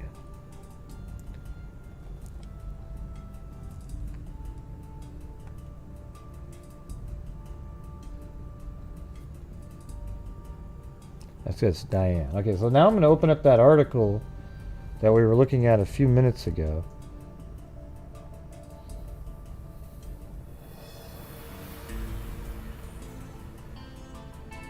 And I hadn't read through this whole thing. I just saw his name in there. Oops. But look, she's in here right here. So now let's just read this part. This is him when he's older. He's dead, by the way, now. And the thing is this lady Schultz, she used to talk to this guy, and then he threw him under the bus. You know, which I guess, you know, if you think he's the killer, you wouldn't mind doing. But she kept this picture on her refrigerator for more than a year, and her house teemed with boxes and files on the case, but the resolution of her personal game would prove tougher than Colonel Mustard in the conservatory with a lead pipe, especially after police said the dark-eyed Floridian was not a suspect. Schultz, editor at the News, Mark Rodolfi, had long since retired of the topic. When she tried to pitch him on one more LaSalle Street story, he demurred, saying the newspaper could not do could do only so many articles on the subject. Regardless, her search went on. Her police contacts gave her access to intimate information. Listen to this, including the names of the victims' ex-lovers. Schultz says she found several of them, but was stymied in her attempts to locate Gierse's ex-girlfriend, Diane Horton. Wow, so that was Gierse's ex-girlfriend. Then a former secretary with the microfilming firm. See, like, she was a former secretary of the place where Gierse worked. But she was put in touch with Diane's ex-husband, an elderly engine shop owner named Carol Horton.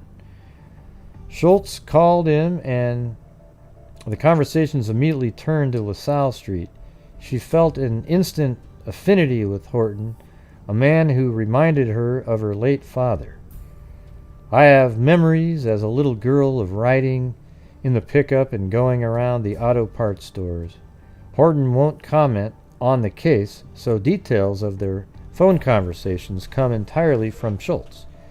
As she tells it, however, Horton told her he had ESP and she was all ears. You do? She replied, really? All my life I have dreams that have come true and have always been interested in ESP. Then Horton told her, my ESP is telling me right now that you're going to be you're going to be the one to solve this case. That's what Horton told this lady Schultz. Stick with me and I'm going to help you with the Pulitzer Prize, or win the Pulitzer Prize. Schultz was delighted. This was the first time I'd met anyone as interested as I was. See, isn't it interesting that that Horton here was obsessed with the case? And don't we hear that on almost every profile over the years?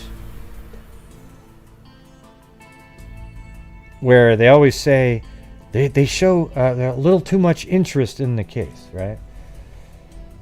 So anyways, she said, this was the first time I met anyone as interested as I was in the LaSalle Street murders. He became my new best friend. Schultz says the two began chatting daily about the case, for which Horton showed intense interest. He wanted to know everything I was doing, who I talked to, when, what they said, what they said. She says, he was so easy to talk to and reminded me of my daddy, she said. The budding relationship reveals Schultz's dichotomy, a relentless reporter with a touch of unworldliness. Julie Slaymaker, former president of the Women's Press Club of Indiana, concurs.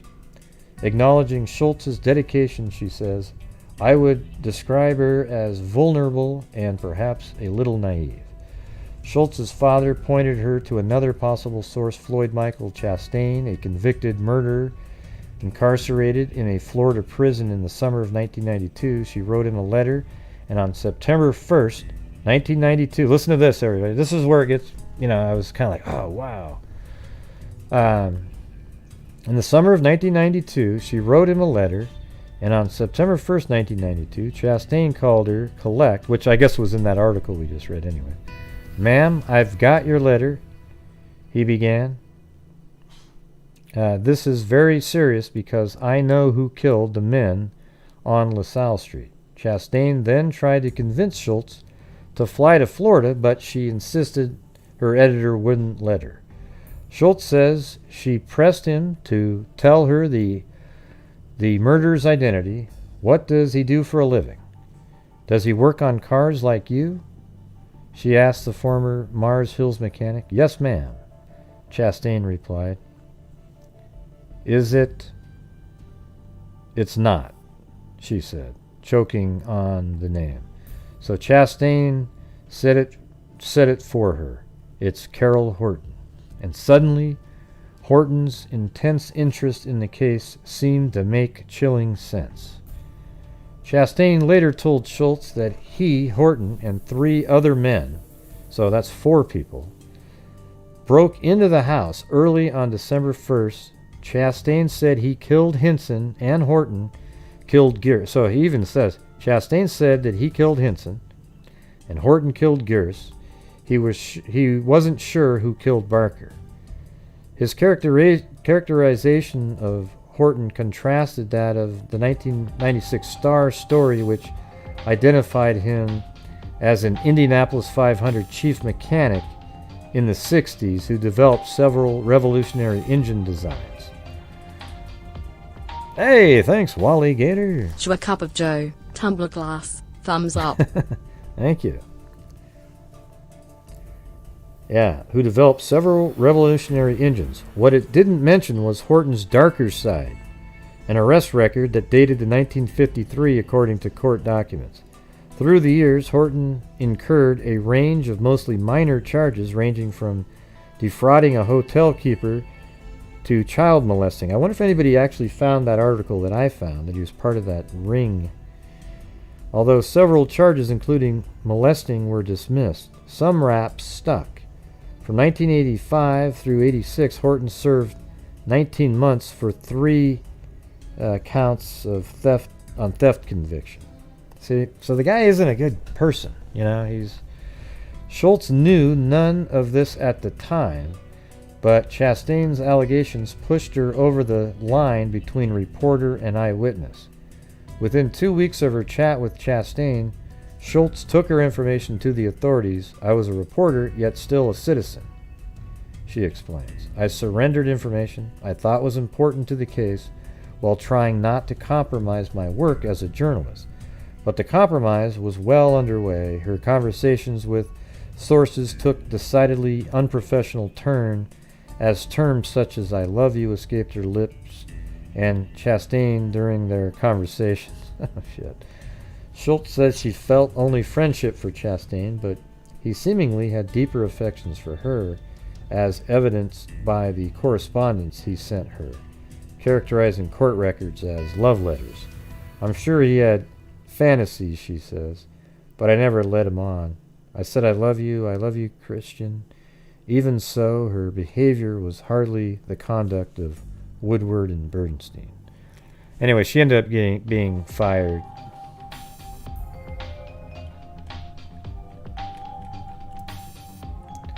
So I'm going to go back to the... there's only 2 more articles right here. Where's Jen H? Don't know. This is the 1999 article. She's right there.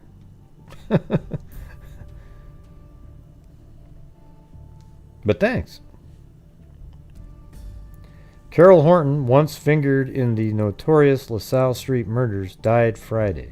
Oh, so he died way back in 1999. He was 72. Horton was cleared of any involvement in the triple homicide that rocked Indianapolis almost 30 years ago. I don't know if he was ever cleared. On December 1st, 1971, the bodies of 3 Indianapolis businessmen, Robert Hinson, 30, James C. Barker, and they were all discovered. Their hands and feet were bound and their throats were slit. Horton was arrested in March 1996 at the engine shop in Indianapolis he owned and operated.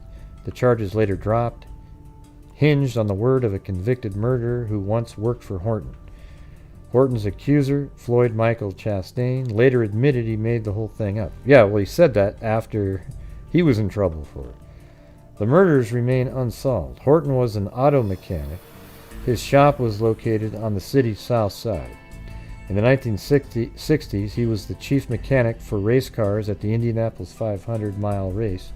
He was an Army veteran of World War II and a member of Jehovah's Witness Christian Park congregation.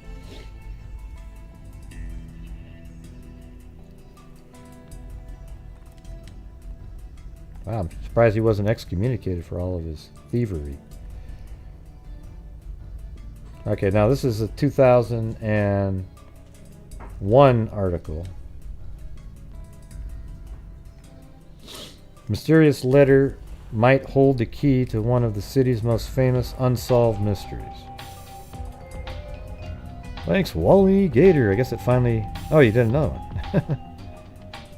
I can do what you do.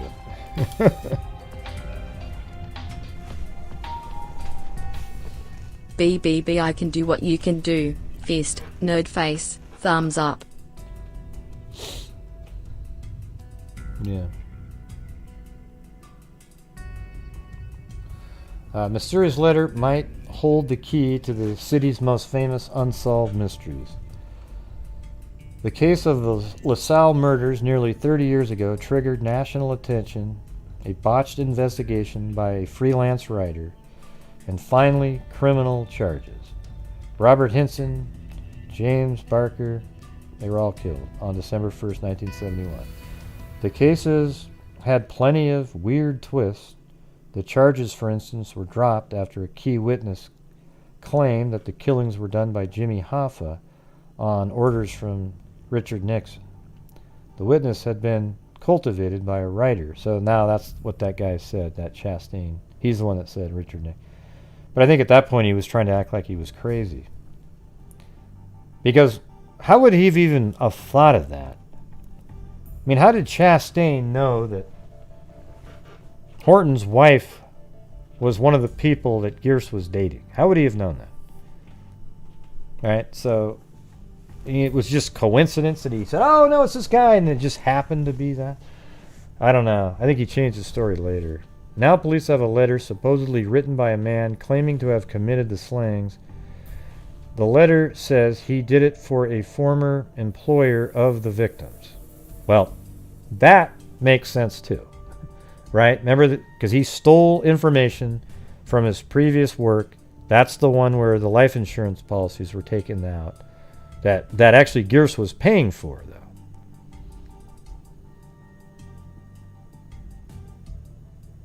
What does that mean? Because he, Horton, heard a who? What the hell? Jesus.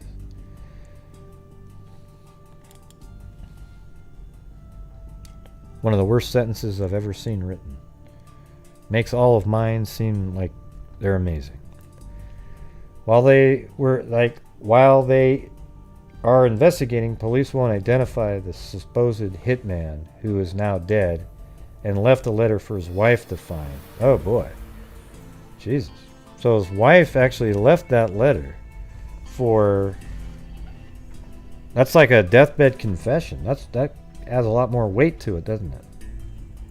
The letter fits with a police theory that the men were killed because two of them severely hurt the business of a former employer who had life insurance policies on two of the men and stood to collect a substantial... Yeah. See? Doesn't that make the most sense? They left the company and hurt their business, and the life insurance policies were still good, which is weird that he kept paying them. I don't know why Gierse would keep paying them. And then he has them killed to collect on that to sort of make up the difference, right? I mean, that was the main theory that we were talking about yesterday.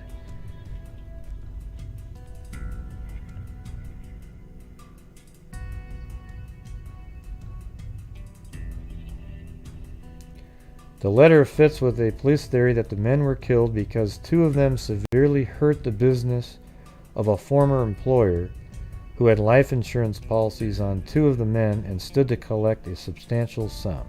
But nothing about the case has been simple. The letter, for instance, has the man's name at the bottom, but is unsigned, says Detective Captain Robert Snow. Well, so what?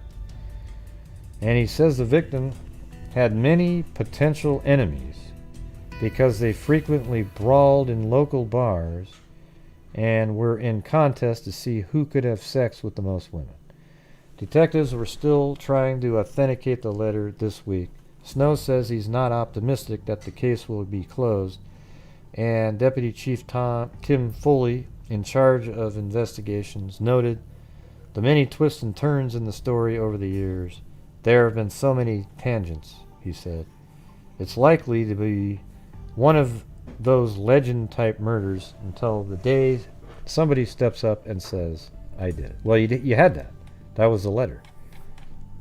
Right? I mean, if you think that it's kind of interesting that he left the letter only to be read after he died.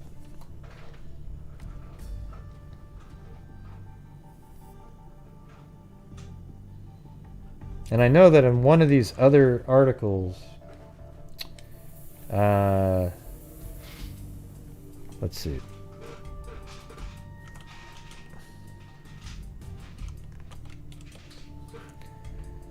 Okay, so this is another article, and he's being brought up. Horton's being brought up again.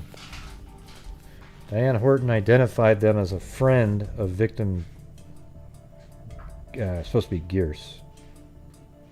Let's see. When those leads went nowhere, another theory developed. The men were killed because one of them was involved with the ex-wife of Carol Horton. Diane Horton identified them as a friend of victim Gierse, was pictured sobbing in the arms of a neighbor outside the LaSalle Street house. Ooh. Oh, that's weird. Okay, let me see if I can find that one. Do we have that one? I bet we do. I think we have that picture. Hold on a second. Oh man, that's crazy. I think we have that one. I think it's like early on in the... Let's see. Is it one of these though? Yeah, I think this is it. I bet you anything that that's her right there. I bet you that's her. Because that's not Mrs. Cole, remember?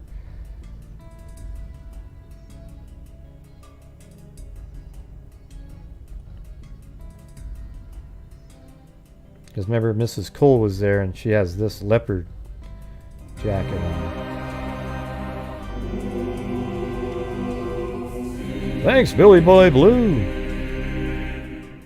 Wally Gator can never do what I do. Jack and Jill went up the hill, both with $1.25. Jill came down with $2.50. Ooh, Jill came down with $2.50.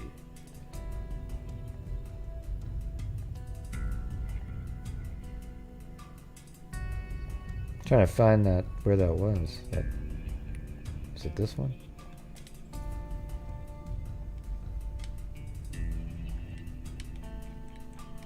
I don't even know where I got that image from. But I bet you that was her right there. In the mid-90s, a freelance journalist, Carol Schultz, launched her own investigation.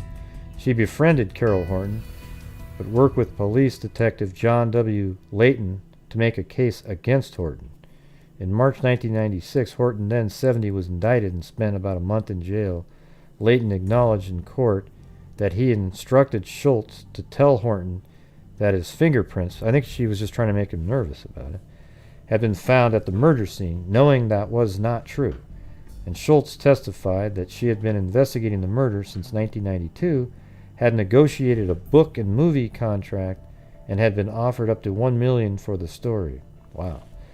After a hearing while Horton was jailed, a judge took the unusual set of granting bond for a murder suspect. Charges against Horton and his co-defendant, Chastain, were dropped. She also criticized Schultz, who led police to Horton.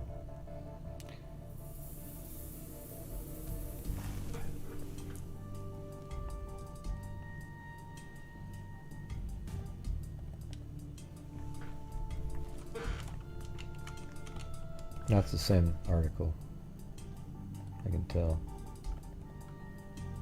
Okay, more than 40 years later, new book claims to solve infamous LaSalle Street killing. This is from 2013.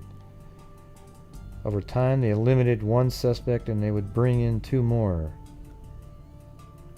There were just too many suspects, I think. That was the problem. I wonder who they say did it. Okay, so this is the one takeaway from this article I wanted to read. At the very bottom it says, retired Marion County Sheriff Joe Mcatee told Fox 59 News that he still considers Carol Horton one of the men indicted in the 1996 as the killer. Horton is now dead. So that just shows you that, you know, this guy was looking at it the whole time. Come on, Wally Gator. Wait. You don't have to keep making Nerd it. face. But Fist. This goes for a good cause. My channel and the charities. All right. Thank you.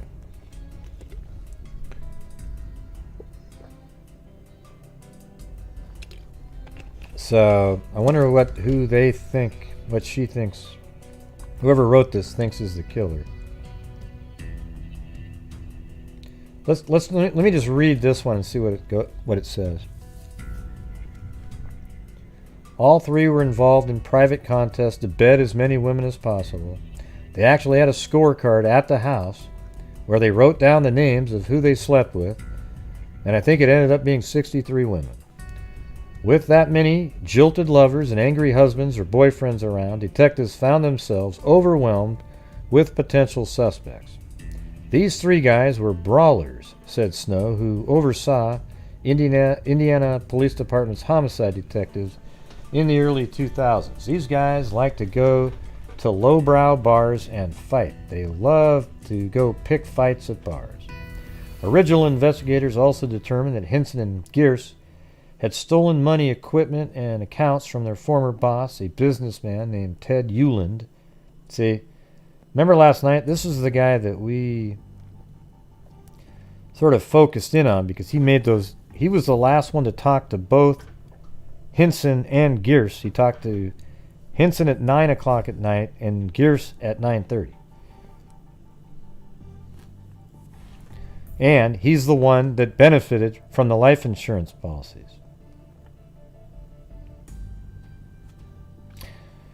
Yeah, Jesus. Isn't that the guy? See, that's just insane, right? The guy that calls them benefits. How come that wasn't the main theory from the begin with? The guy that calls both men. I mean, give me a break. Listen to this one.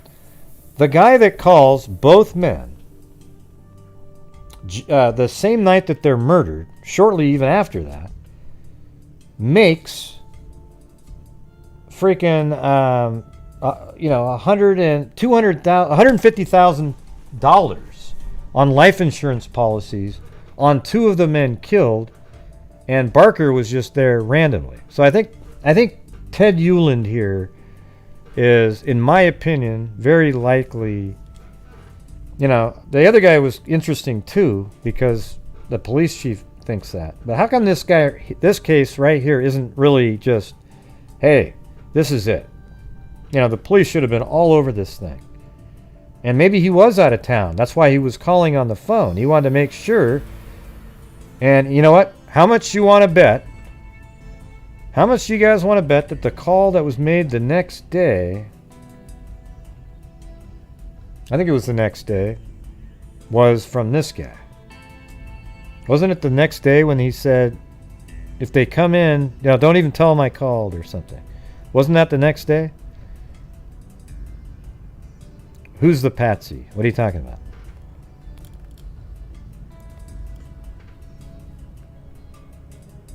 Right, so you remember that call that came into the secretary the following day? I think it was him checking to make sure that they were dead. You know, because his killers could have said, oh yeah, we did it, but he wanted to make sure, and the only way to make sure is to know that they hadn't been showing up to work the next day. Wow. Yeah. So anyways, listen, there's quite a bit of cash missing, said Snow, who had access to the original investigator files. Apparently, these three guys had been ripping off Ted Ulen for cash. They had been writing checks to people and cashing them themselves. Ulen had $150,000 worth of life insurance policies on Gierse and Hinson that were due to expire within a week of the murders. Ulen was always right on the edge of insolvency, said Snow. He never had enough money to keep going. Even though detectives knew Ulen had a key to the LaSalle Street house, no, you're kidding me, and admitted he knew the men were stealing from him and trying to ruin his business. Oh, and he had a life insurance policy. Oh, and he called them twice the night before. Okay. Ulen was cleared as a suspect and collected the life insurance payments in late 1972. That makes you do think that there's something corrupt in the police department, right? Don't you think? Doesn't that make you think that there was something corrupt in the police department? How in the hell did that happen? Gradually, the detectives ran out of leads to chase down. The case went cold. In the 1990s, a freelance journalist stirred up the investigation again. Let me check something out here. Where the hell is that? So Ulen, right there. What about the... what's the terminology he was using about surprise? What's the term? Oh, I spelled that wrong. Good. No, still not there.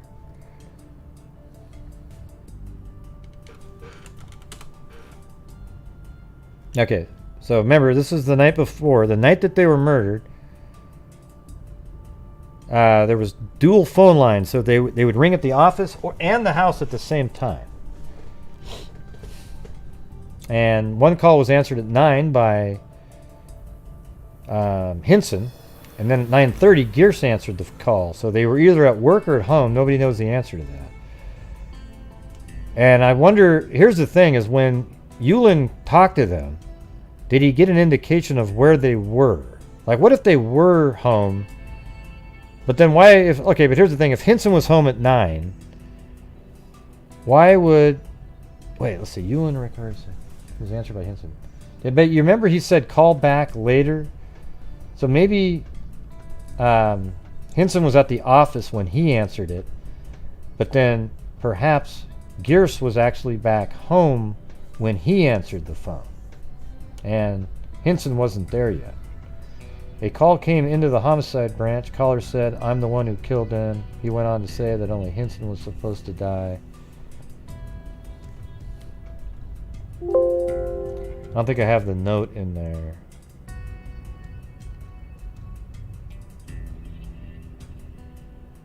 Caller called twice on Saturday that he disappeared to ask if it...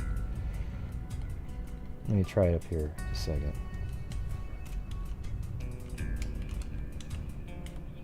Oh, it is in there.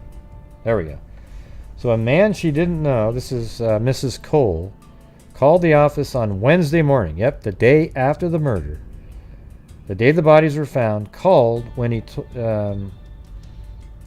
but when told Gierse or Hinson weren't there, the caller said, "Oh, I want to surprise them. Don't even tell them I called."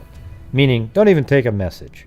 That means it's not written down and it's all just hearsay crap. So, how much you want to bet that this caller right here is that Ulen guy? I would bet money that he's Ulen. You know, he's checking. He's the one that called before and directly after that they were killed. He called the next day. I'd like to know where that call came from. What do you guys think?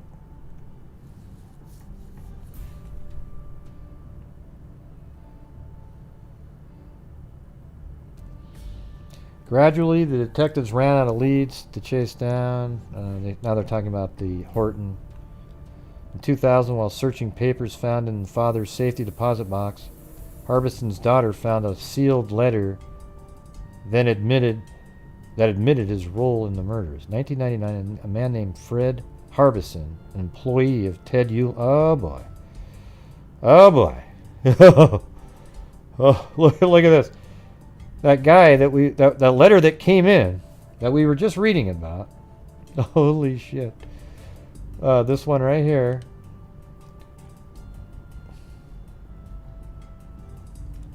Police, they're investigating. Police won't identify the supposed hitman who is now dead. Okay, well, it turns out that he was a hitman. Hey, thanks, Fibers Sleuth. So in 1999, a man named Fred Harbison, an employee of Ted Uhlin in the 1970s, died in Gibson County. Gray's got this. Boom! And then in 2000, while searching papers found in her father's safety deposit box, Harbison's daughter found a sealed letter that admitted his role in the murders. In late 1971, Fred Robert Harbison, who was hired by Theodore B. Uhlin to kill two men in Indianapolis. So Ted, and that was, see, that's cool. It says two men. This is the actual quote, right? It's a quote. The two men were Hinson and Gierse. Barker just randomly was there.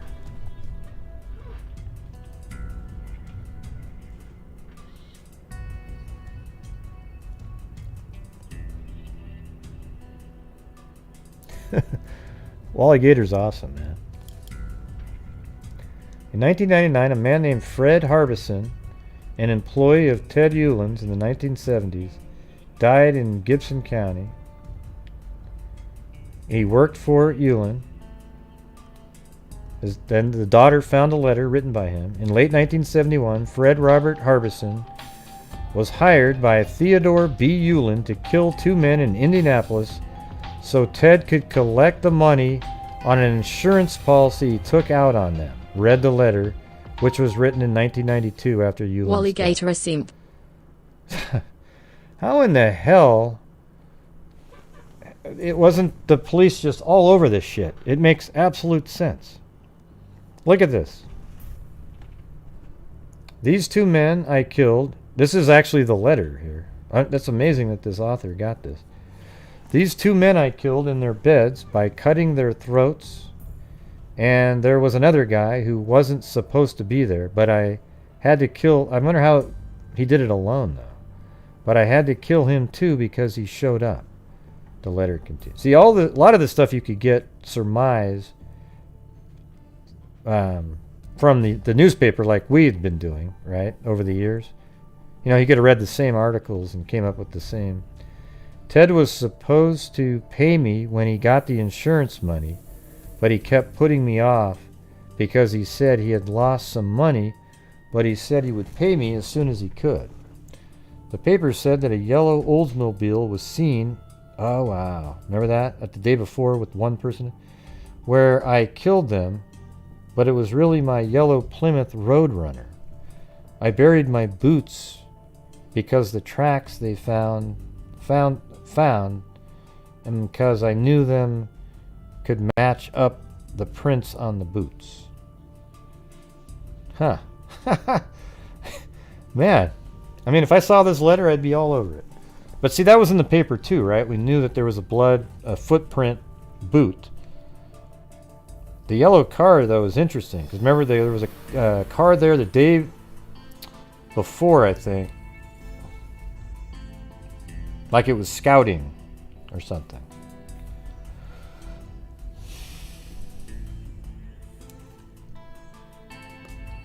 Wow, the paper said that the yellow Oldsmobile was seen at the place where I killed them, but it was really my yellow Plymouth Roadrunner. Let me see if I've got the yellow in here.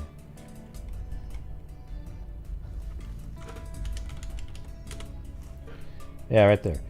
A neighbor A neighborhood teen-age girl said she saw two men in a yellow Oldsmobile 442, which actually had the actual style and everything, from about 7 p.m. to 9 p.m. on Monday.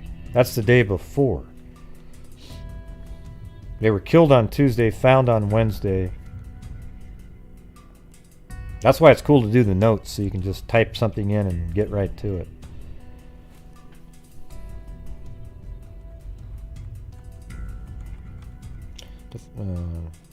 So he got rid of his boots, he said. Snow said veteran homicide detective Roy West confirmed the authenticity of the letter with Harbison's family and his reputation of a man who carried out tasks for Ulen. Witnesses told police they had spotted a yellow car with Gibson County license plates parked outside the LaSalle Street house. I think this lady came up with the same theory and proved it better, but now we get to see what the hell she came up with. Witnesses told police they had spotted a yellow car with Gibson County. I think we even said yesterday that he probably hired people to kill both of them to get the life insurance policy, right? Witnesses told police they spotted a yellow car with Gibson County license plates parked outside the LaSalle Street house. Harbison's wife confirmed he told her he buried a pair of his boots. Fred was upset, said Snow. Fred went and killed these three guys and didn't get anything. He took a big chance killing these three guys. Well, who was the other guy that was in the car? Was that actually Chastain? Not Chastain, Ulen, Was that Ulen in the car with him? And saying, okay, this is where it's going to be, kind of scouting it out. But so he must have done it all with just a gun, right? You take a gun with you.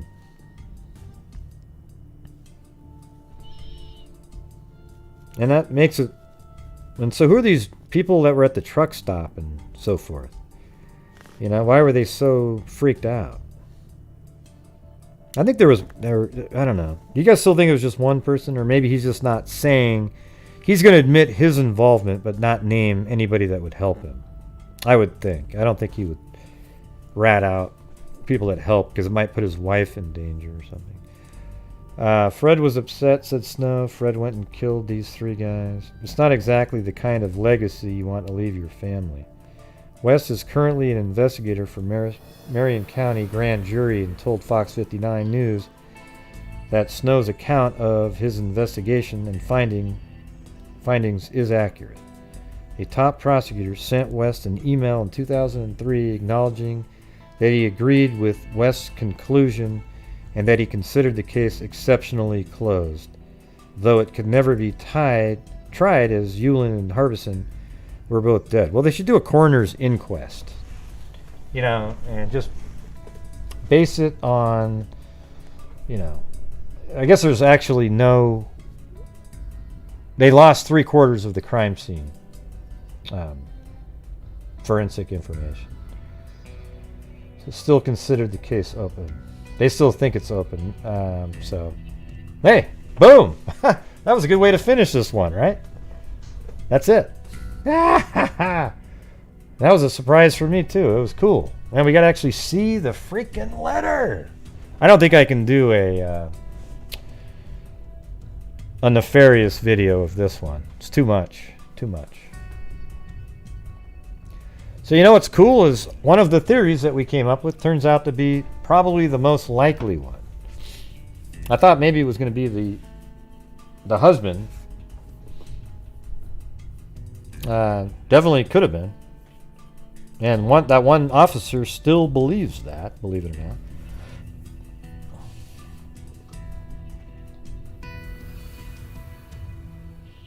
Yeah, but there was 3, Zozo. And they were all good fighters and brawlers. So, see, when you say that, oh, look, my partner is the same size and he could easily take on 2+ men in his side. Well, these 3 guys were huge and they were big time fighters. So I don't agree with you. Sure, he could fight him, but he'd lose. He's going to lose to 3 guys that are brawlers that all bench 250 pounds. And so what you need is a gun. Yeah. So you need a gun. Yeah, I mean, Gierse was home first, so he probably had a gun out. You know, it's weird. You know, it could be that this guy was in the house hiding. Gierse came in, put his coat up, put his jacket up, and then he bashed him in the head from behind with like a baseball bat or something. And Gierse goes down, but he just really wailed on him, knocked him out. But see, that's so risky. I don't know. I think there's another person. That's way too risky to do. I think somebody had to have a gun trained on him, and then somebody tied up Gierse's hands, his feet. Then they gagged him, and he wouldn't do anything with a gun trained on him.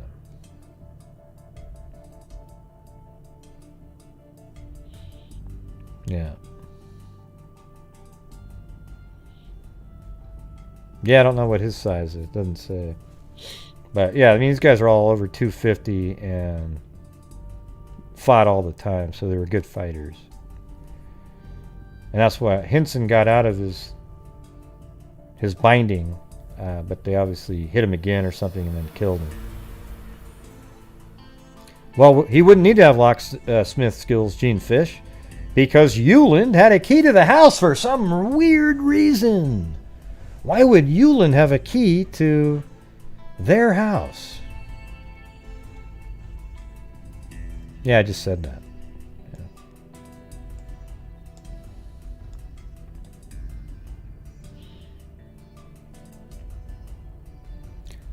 So it seems like you'd have to have a gun. I think an individual would have a very hard time pulling this off. Because even if you hit somebody on the head, you know, having them be unconscious for just long enough for you to tie their hands and all this kind of shit. And you have to get lucky to hit somebody and actually knock them out on the first, you know, attempt. So if he was hiding in the house, he had the key, right? So he could have opened the house, locked the door again, then gone hid in a room, maybe even in Gierse's bedroom. And then when Gierse came through the door, bang, right on the head when he's not paying attention. Or just as he's putting up the jacket and just shutting the door of the hallway, boom, something like that.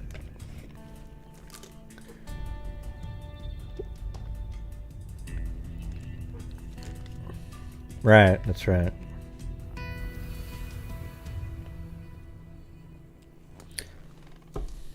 Yeah, let's read that again.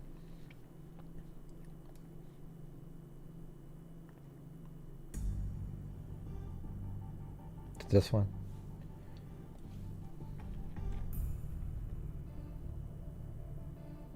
Okay.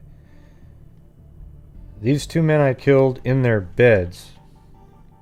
Yeah, I mean, that's where they were killed. You know, they were eventually killed there. But how did he get them all tied up? I mean, that's very difficult to get that lucky on 3 different people. It's hard to tie somebody's up by yourself. You know, even if you did hit them, because, you know, who knows how long they're going to be under. Well, it doesn't matter if he's big or not, Zozo. It's just technically be very difficult. Yeah. You've already asked that question. I said I don't know how big he is. These 2 men killed in their beds by cutting their throats, and there was another guy who wasn't supposed to be there, but I had to kill him too because he showed up. Ted was supposed to... I wish he'd explain how he did it, you know. But here's the thing. The day before, he was there in a yellow car with another person. So all you'd need is 2 people to do this. You wouldn't need 3. You'd need 2. I think 2 would make it definitely something you could do. He's just not going to mention the other person. Because you have a gun, the other person ties their hands and feet, puts gags on them, puts them in the back bedroom. Then Hinson comes home, you put the gun on him, tie his hands and feet, put him in the front bedroom.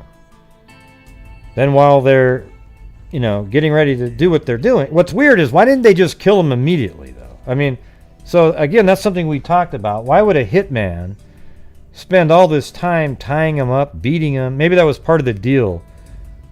Yulin said, like, hey, you know, I need you to rough them up a little bit too, because they really screwed a lot of people over. I don't know. But anyways, you got one in the back bedroom. I don't know when you say escorting. No, they weren't escorting anybody. So you have one in the back bedroom, one in the front bedroom. But, you know, obviously they got in, you know, they were, when you say escorting, what do you mean? Like brought to? Okay, yeah, maybe that, yeah. They were brought to the rooms, obviously, and placed on the bed when they were tied up. And then probably right in the middle of it, they heard somebody knock on the door, because I bet you after each person came in, they locked the door so somebody couldn't come in. And so then all of a sudden the door knocks again, and they go, hey, there's another one. They've already gagged the other two, so they're not going to make any noise. So then Barker comes in, same deal, lock him up. I mean, put a gun on him, tie his hands, feet, put him in the bathroom.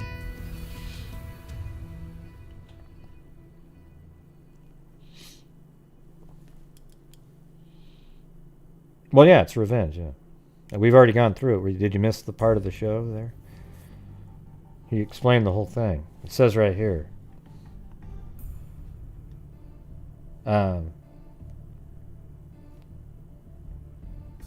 But I had to kill, showed up. The letter continued. Ted was supposed to pay me when he got the insurance money, but he kept putting me off. Right, I think it was up here.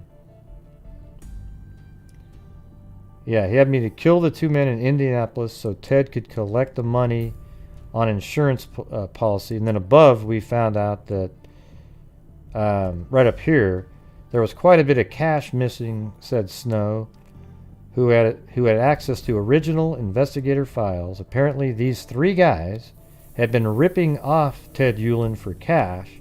They had been writing checks to people and cashing them themselves. Yulin had $150,000 worth of life insurance policy on Gierse and Hinson, and so that makes sense that then Yulin would have them killed and collect on the life insurance policy as payback for all the money that was stolen and just general hatred towards them. You know what I'm saying?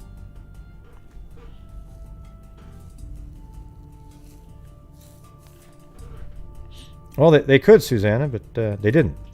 Maybe they also knocked him out, right? So how do you know that they didn't walk him into the room, keep a gun on him, tie them, and then from behind they get bashed in the head, they're knocked out, now they're on the bed? I mean, we just aren't going to get to know, okay? There's a lot of logical ways it all could have happened, so that we could all sit there and say the same thing over and over again. You know, this or that. We don't really know. But I do believe this guy's... I think this is real. It makes all the sense in the world. However, you know, to be a devil's advocate here, yesterday we were still in the 1970s in the articles, even today, and we had the same theory, right? Like yesterday, I had the same theory on here where I said that, Yulin made those calls, and he's the one that owned that company, and so he was the one that was going to get the life insurance money. I think we weren't quite sure, because remember it said that he was he owned the company, but then now he was just an officer, some kind of weird wording. I don't remember exactly. Yes, everybody, comment after the show. Just don't say, well, hey, my husband could do it because he's bigger than... Yeah, well, these guys are massive people, and I'm just kidding. Now, how much you want to bet? Everybody go check out the video, because Zozo's going to comment in there. It's going to say exactly that same thing.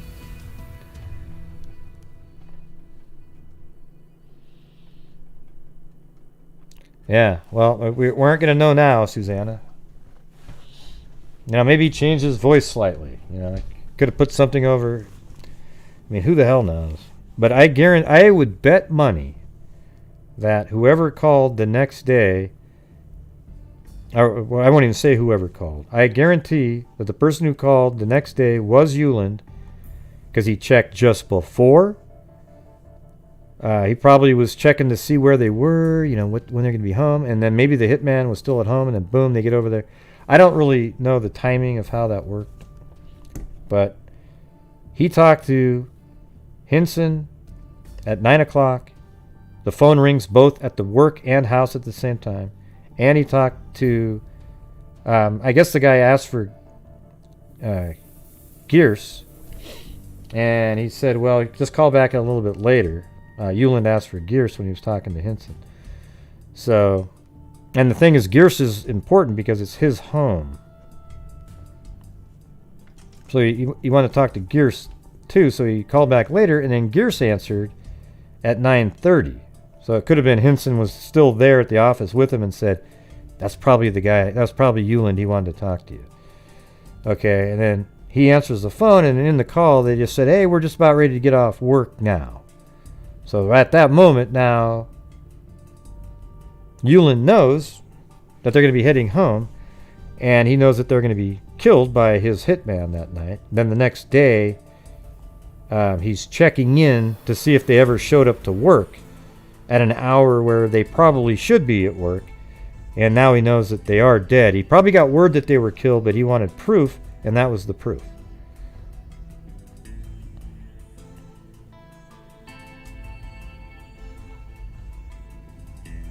Yeah, well, I'm sure their hands were that big too.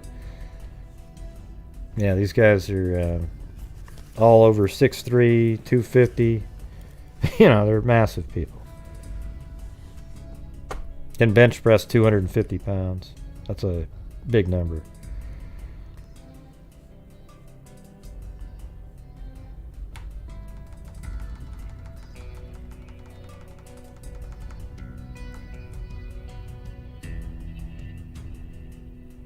Hey, Whip Cracks, have you not been watching the show? We've talked about that maybe 50 times on the show, but thank you for the incredibly important update. We didn't have any clue about that. Thank you so very much. Wow. Hey, everybody. We didn't know, but they competed to see who could sleep with the most women at the end of the month. Yeah, we didn't know that, yet on my screen right now, I'm going to, right at the bottom down here, Barker had 25, Gierse had 20, and Hinson had 18. And the rules were that you couldn't sleep with the same person, and it couldn't be a married. Well, you could sleep with a married person, but that was sort of discouraged. All right, but thanks for the update. Appreciate it.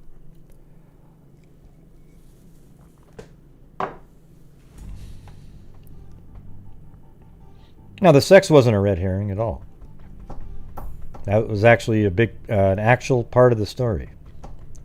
A red herring is an insignificant fact that, or a fact that should be insignificant, but everyone makes it really important. And everybody goes in that direction. The sex angle is still a possibility if this guy, for some unknown reason, isn't the killer. I think Euland now, just based on the information. Yeah, breaking news. Isn't that funny? I mean, we're on show 3 and somebody comes in with stuff like, we're not going to have known it. Yeah, I mean, I think the sex thing is a very valid, reasonable theory to go by, and it's still out there, and a police officer actually thinks that that is the killer, Carol Horton. So people out there still believe that one. A red herring is something that throws you off track that had nothing to do with anything, and so we don't know if that had something to do with it. Definitely a valid line of inquiry for sure.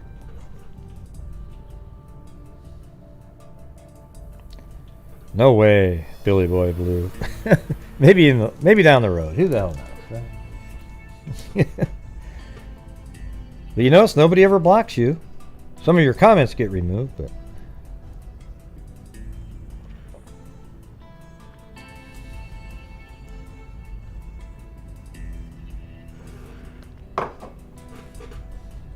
So, anyways, did you guys find that one? I thought it was really interesting, and I think all of you are probably more expert on that case than probably 90% of the people out there that actually looked into it at this point. Yulin in the study with a candlestick.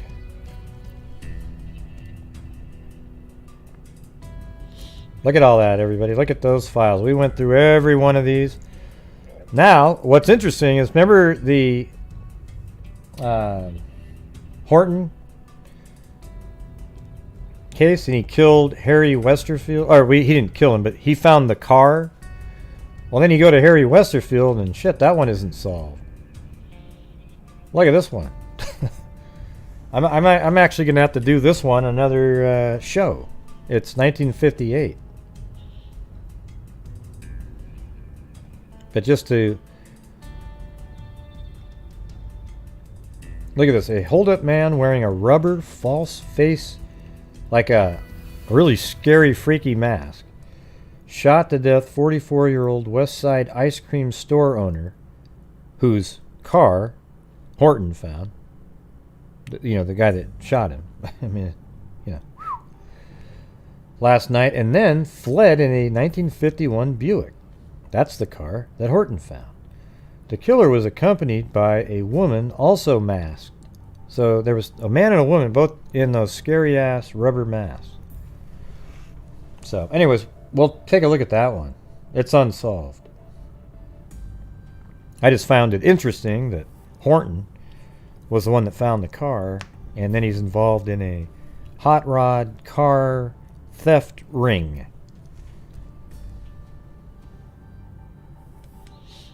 I don't even know how you could make a movie about it. Blaze? Man, that would be brutal. It'd be, the movie would be, it'd be too confusing. It'd be a little bit like doing the Lori and Chad Daybell case. You know, it's, by the time you're done, it'd Wally be like, Gator's mama wears combat boots. By the time it's done, nobody would have a clue if it was even a real story or not.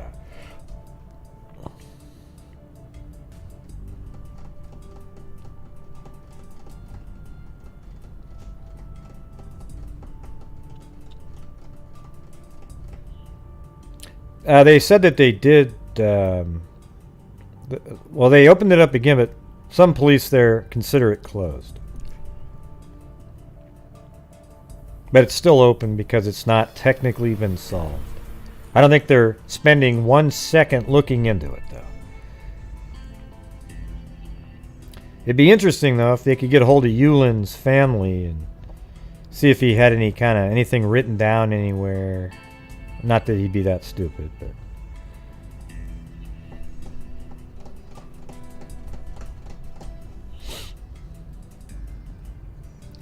Yeah, I'm still here, everybody.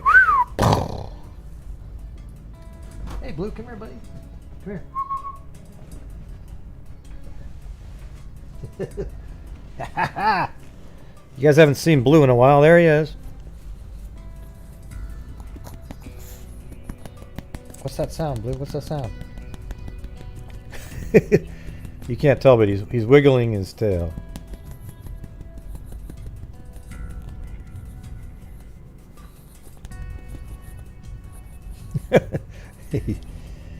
Yeah, there he is. Aw, thanks, Blue. Some people like me. I know you like me, Blue.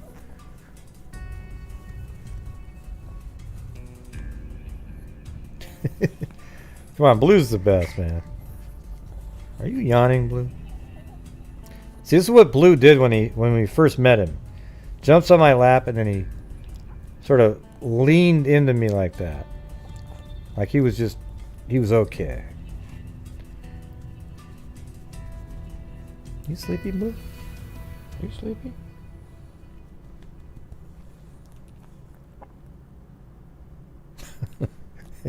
What's up, Blue? What's up, Blue? Go get him, Blue. Yeah. Anyways, I'll put him back down. That boy, Blue. Only thing that I don't like about Chihuahuas is that they shed a lot. Yeah. You put them on your lap, pet them a few times, and 10 minutes later, you got like a bucket. But I don't give a shit. It's worth it. I take a great dog that sheds over a crappy one that doesn't. You know, like those Labradoodles.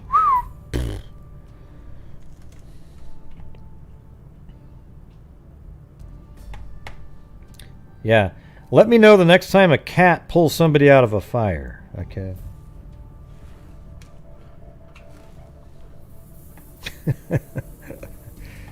Oh.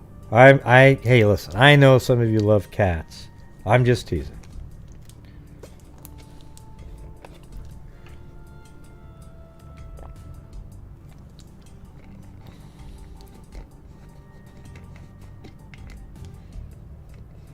I haven't seen Rebecca in the last 3 days. What happened? In here.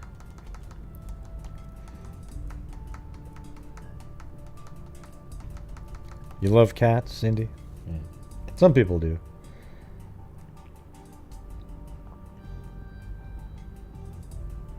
Oh, yeah?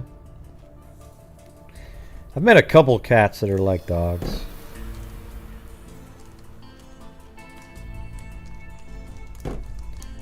Oh yeah, we got the... Who was the one that liked the pit bulls? Wasn't that Rebecca also? Rebecca... I guess she disappeared. Maybe she didn't like the pit bull conversations. I don't know.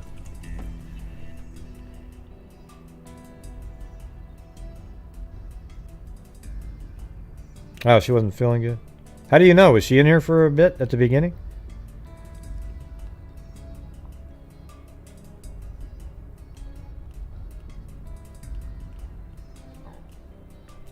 Yeah, I like those dogs. Maltese.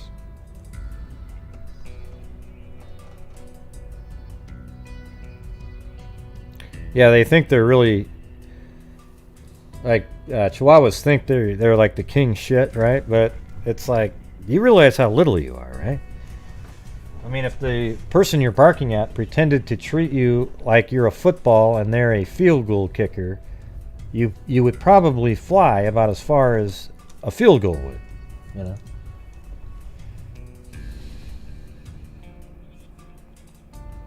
I saw this awesome video of this golden retriever being had a brush with a vacuum, and the dog loved it. Wasn't scared of the vacuum, and it would every time the lady would vacuum, the dog would run over and roll underneath it and say, "Please, please." Yeah. Hey, good night, Emily. Anyways, I hope I mean, I know we're not having as many people watching, but when I do these types of stories, but hopefully you guys like them. Once I get into them, it's hard to like stop, you know, and switch over to something else.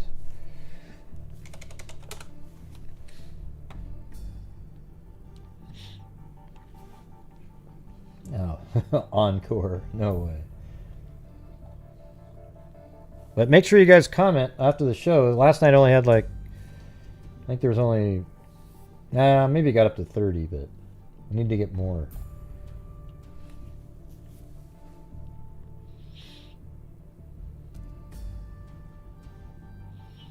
I thought that was awesome because it was so cool. You know, I try not to read very much of it, but obviously I see headlines as I'm going through, and then I try to get locations. But I try not to read more than like 5% of it because I want to do it at the same time with you guys. It's more interesting that way. If I already knew the whole story, it'd be boring to be reading it. Oh, there's 50 now? Awesome. I think 40 of them were yours, right, Susanna?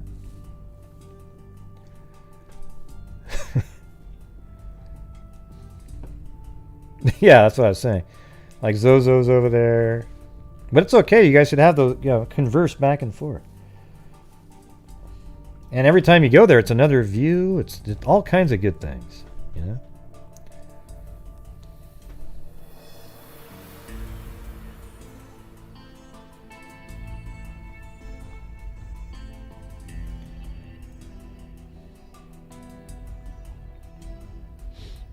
Yeah. Did your theory match the final one? I think you left it there. I thought you did. Maybe we should go open up yesterday's and see what's going on. What we could do is check it out and see what people were saying. But we covered all. The theory that seems to be most likely is the one that we talked about on the show yesterday.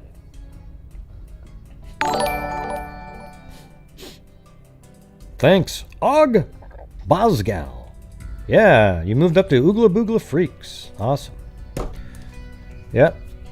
Fortunately, I feel bad, but it's possible I might extend it for a couple weeks. But definitely going to be getting rid of the first one. Doesn't seem like some people have even heard that yet. I think there's some people that are channel members that don't really show up very often. I guess I'll be losing them, but oh well.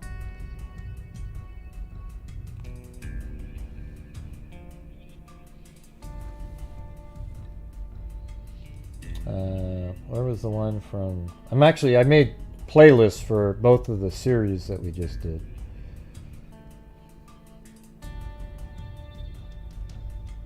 Alright, so this is part 2 right here. It's read by that article. Let's see what we got in there. Oh, 54 comments now. Awesome.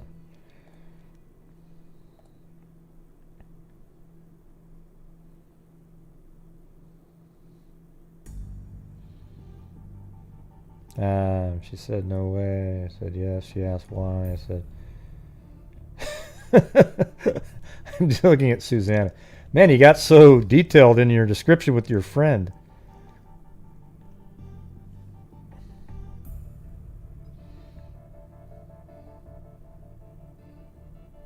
Yeah, I mean, that's pretty close. Shady business practice. At the beginning of episode 1 in the first article, I thought it mentioned Gierse's brother.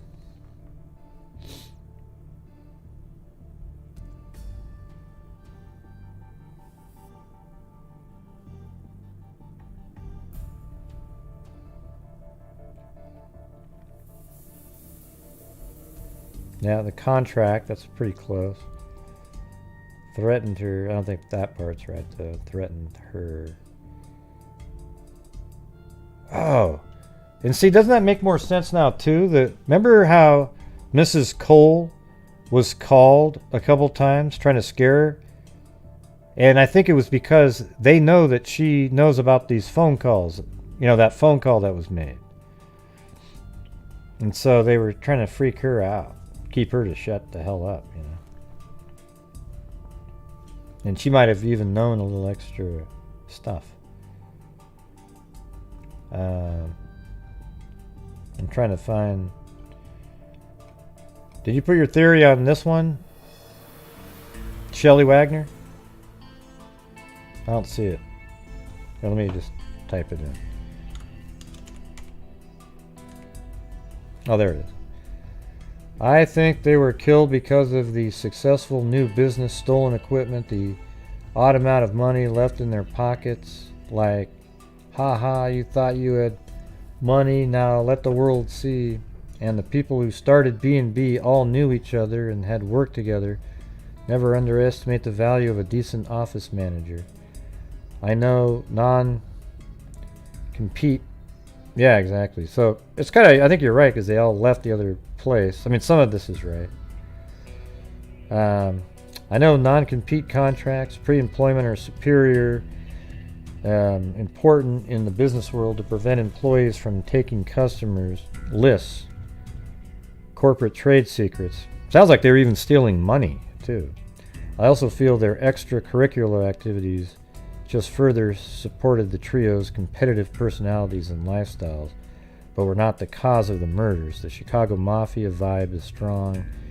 Can't wait for part 3. Hey, cool. Love it when you involve us in the process. Yeah. Now, sometimes it's hard to, because it's just sort of a quick thing, but...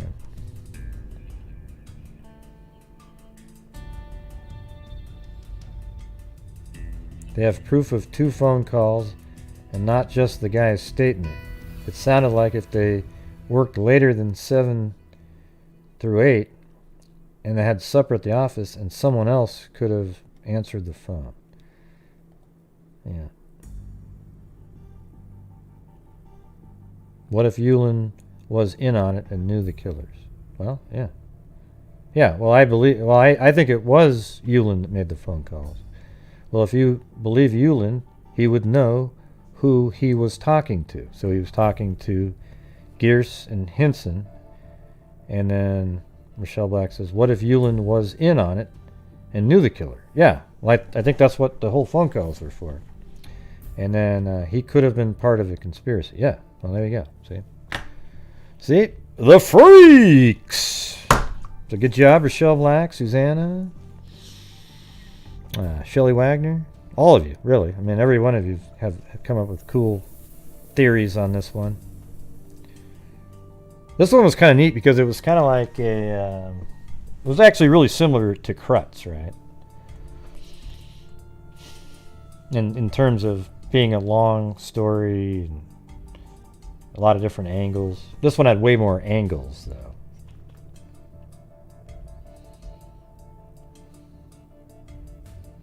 I think they stole the equipment, the clients, the staff, flashing their money around after using other people's hard work of their own gain.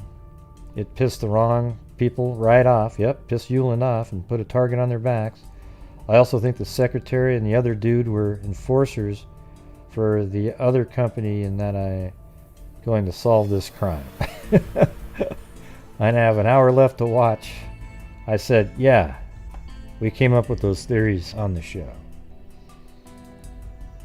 Wow, look at there's like then it's Billy Boy Blue. Oh, so this is Billy Boy Blue flirting, you know, because he doesn't give a shit about the case, you know.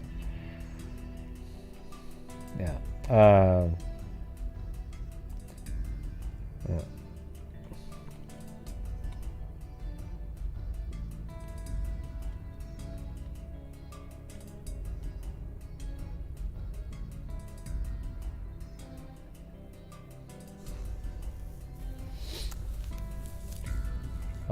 Let's see. What more can anyone ask for in this case?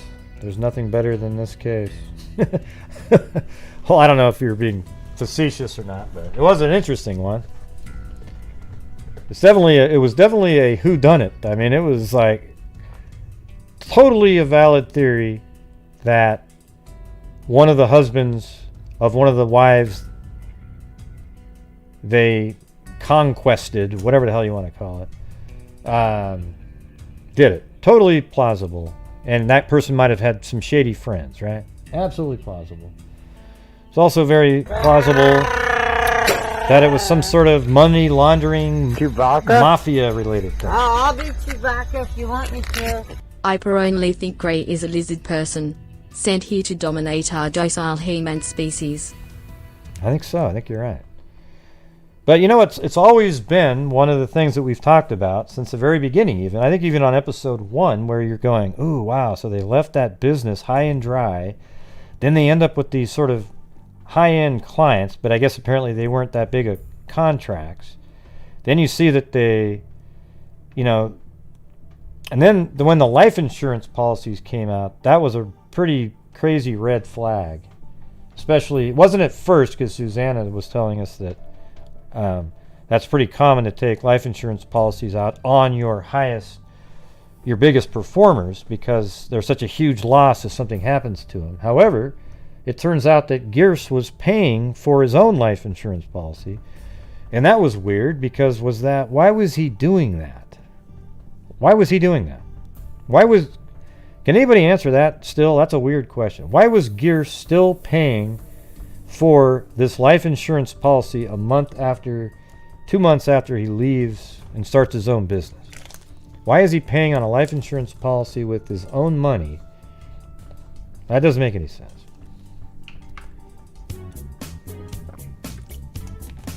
Oh, we're going to get a string of subs.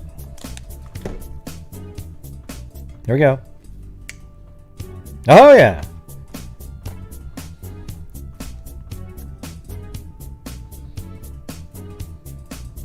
Yeah, the company he just worked for, he stole from.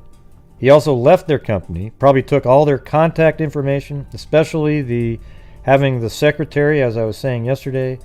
They know all the inner workings of your company. They have all the contact information. So, there you go. Hey, thanks, Shelly Wagner. Yeah, I'm glad you liked it. You know, I'm sure there's more out there. They're not. This is just insanely complex, right? It's also listed as unsolved. So, but you know what? It was pretty satisfying to have somebody at the end where it seems pretty obvious. I think they even know. My favorite confusing story so far.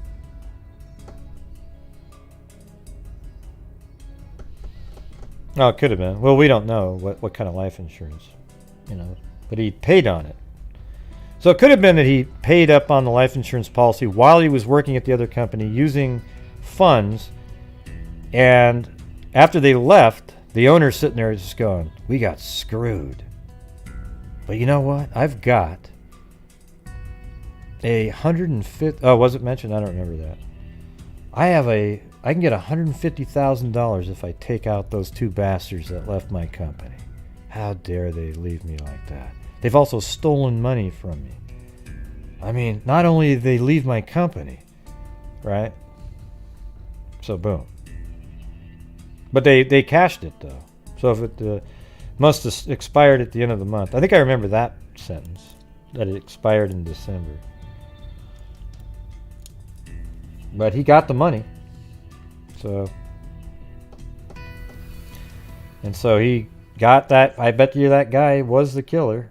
And he said, and I think that guy probably found a friend willing to do it.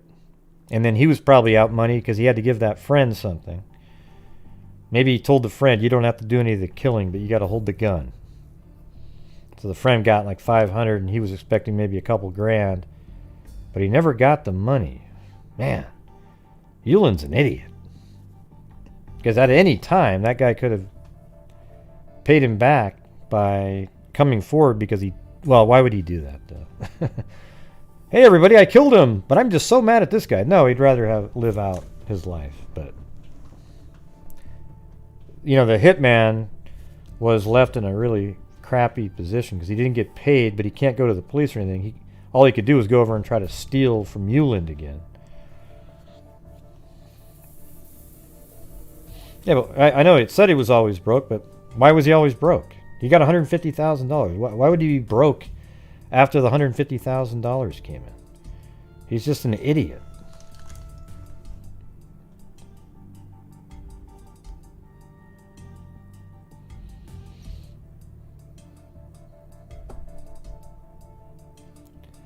I mean, $150,000, like we said. Okay, $100,000. That's $1 million. Because remember, 100,000 was 640 or something. Well, that means 50 is 300 and something. So he got $1 million in life insurance equivalency. There's no way in hell he just blew through that crap. You know, yeah, there's all, you know, the gambling, all that shit, but there's no way he couldn't have paid that guy. He probably didn't want to pay him. He probably realized, oh, I can't pay him. Shit, it'll be money that's missing, and it'll look like I did it. Because it's not cash that I got.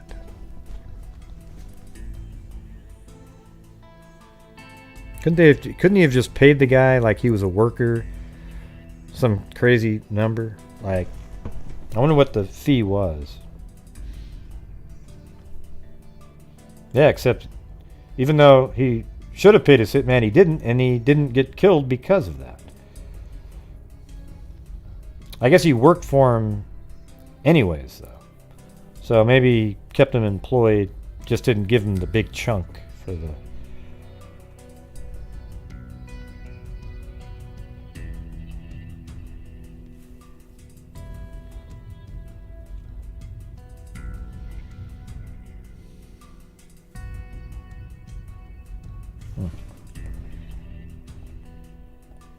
Let's see. Maybe I have it in here.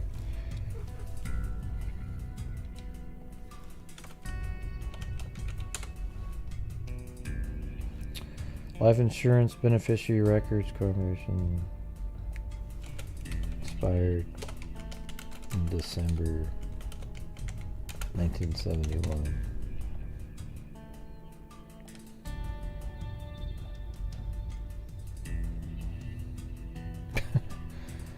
Yeah. Now it kind of makes you wonder about that truck driver. Remember that? Late in the month in December 1971, a truck driver stopped at a restaurant and sat at a booth behind two men. He heard one of the... I'll just read that part again, because this was interesting. He heard one of the men mention the name Hinson, and the other man said, You've got too big of a mouth. Don't worry about it. The conversation got quieter. See, I bet you it could be possible that this guy is the guy that was there also, the second person. The two men got up and started to leave, but when they noticed the truck driver, they immediately returned to the booth because he was sitting right behind him. When the driver left to pay his bill, the men followed him. Outside, as he drove away in his truck, he noticed headlights behind him. The car was a dark Mustang with Ohio license. On 30th Street, the truck driver saw a police car and honked his horn. But when he explained to the policeman he was being followed, the Mustang vanished. When the driver continued, the Mustang reappeared. As he arrived at his north side home, the Mustang drove by and then disappeared. The truck driver gave police the description of the car and the men, and since has been receiving police protection. See, I think that's related somehow. There's no way that those guys would be that antsy if they didn't have something to do with it. And why would a truck driver make up something like that?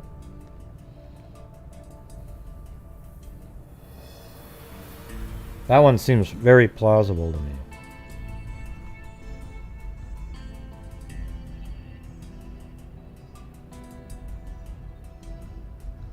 Okay, I'm going to put this all in there too. Okay. So I'm putting in all that stuff from that article that we just read at the bottom. Right there.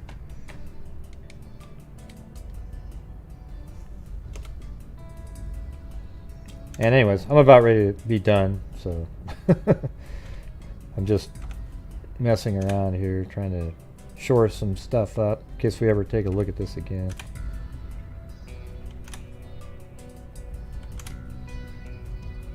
My brain's ready to move on, though. It's fried. How about you?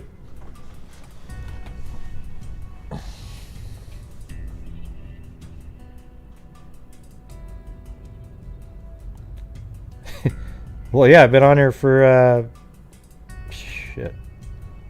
3 hours and 22 minutes so far. So, anyways, I appreciate you guys all showing up. And all of you who stayed around for this long dive. I know that's not the cool story, so we only have 88 to 100 people watching at the most. Of course, if I'd put watts in the title and then still discuss this, I would have had a lot more people show up.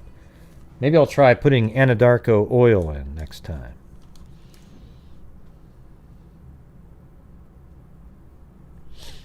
All right. So, what else we got? Anything?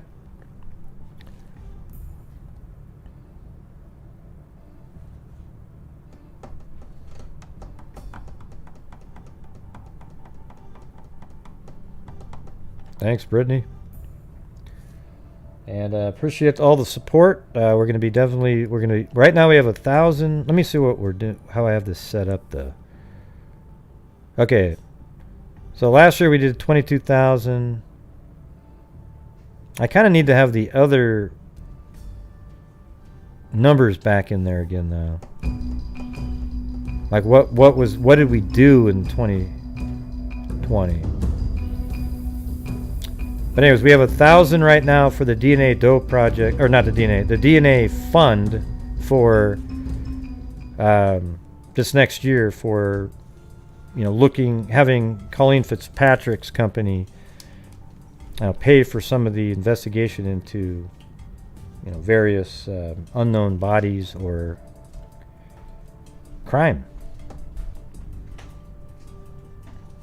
Oh, cool. Thanks, Susanna McGillapadrick.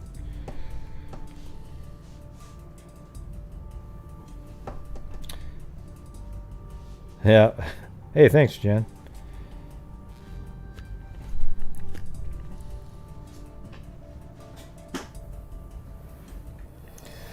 Okay, so that's going to be it for me, and I don't have anything else to talk about, to be honest with you. Like I said, I'm fried, a lot of reading, my eyes are like, have agita. So, thank you guys very much. I appreciate how you guys all looked into it. You're following along, had great theories, good stuff, alright? So thank you very much, and make sure you wash your hands, maintain your social distancing, and make sure you wear your mask when you're around other people. Preferably a N95 mask if you can go find one. Alright, so that's it. And until next time, everybody, be safe out there. And a 2 and a 3. Yeah, I've been doing this true crime thing for quite a while now. And during this whole time, I have not seen one person that is a crime dissector, thug rejector, uncertified human lie detector. I'm gonna get ya, I wanna stretch ya, if you try and play me like a little projector. Crime sector is my nectar. Professor Greg is gonna give another lecture. Crime collector, freak connector, and I'm always gonna be a pup protector. Full reflector, interceptor, man, I mean a respecter with a vector on his pector with full respector. Just remember all the conjecture. I have no. Oh, hold on a second, I gotta read the names. And I'll serve it to you straight without the blender. And in the end, I'm gonna send ya on a mission to reveal the true offender. Yeah, so I'll just get right back to work. Alright, everybody? Talk to you. Alright. Hey, thanks everybody. Wow, that was great. Now listen, I'd like to say thank you to... Hey, why do you sound like that? You sound like you're being too nice. Sound like the asshole that you normally are. Okay, geez. Alright, cool. How do you do, Bauer? Zozo. So how do you do, Bauer? Lee D. Stacy. Cat eye donation. So how do you do, Bauer? Lori Staggs. Susanna became a channel member. Lisa Corinne. L.M. Ashley. Rita Schaefer. Or Schaffer. Lee D. Sozo. Billy Boy Blue. Jennifer Michelle. Wally Gator. Billy Boy Blue. Wally Gator. Billy Boy Blue. Wally Gator. Fiber Sleuth.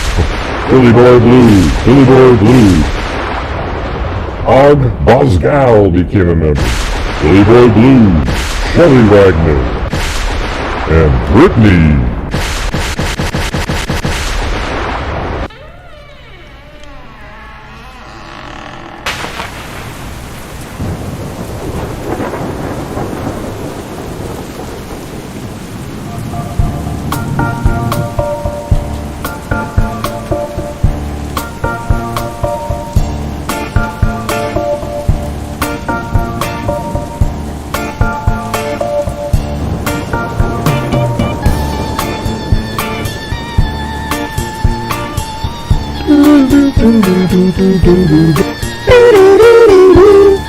Hey, where'd you go?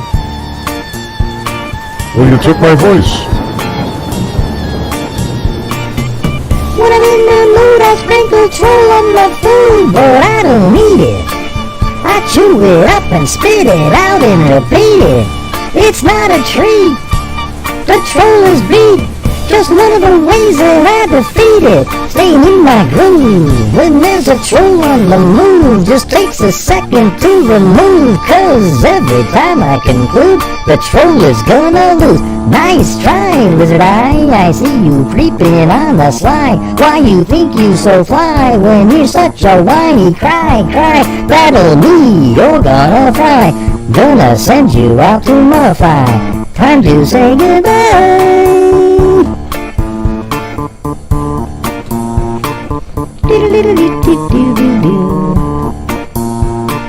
Okay, let me try. When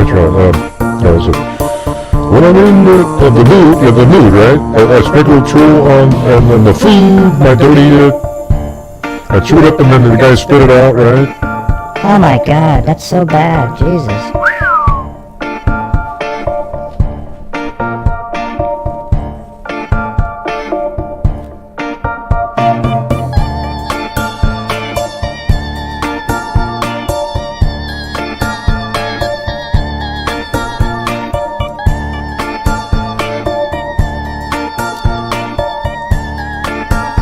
Hey, hello? Where'd you go? Where'd you go, John boy? I've been crying. After you said I suck, I've been crying the whole time. Wow, what a baby. Jeez. And to be honest, you should cry, because that was absolutely terrible. Gosh, Mary Lou, you're so mean.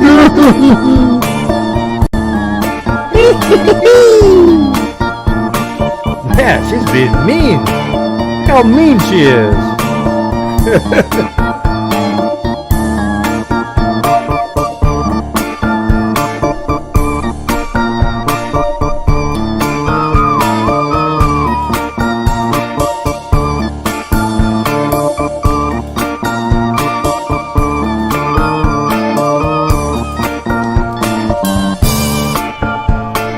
I could do it. You're so mean.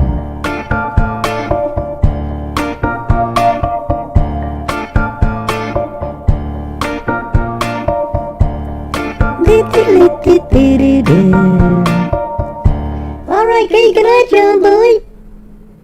Screw you, Mary Lou, you're so mean. Gosh, you're so mean.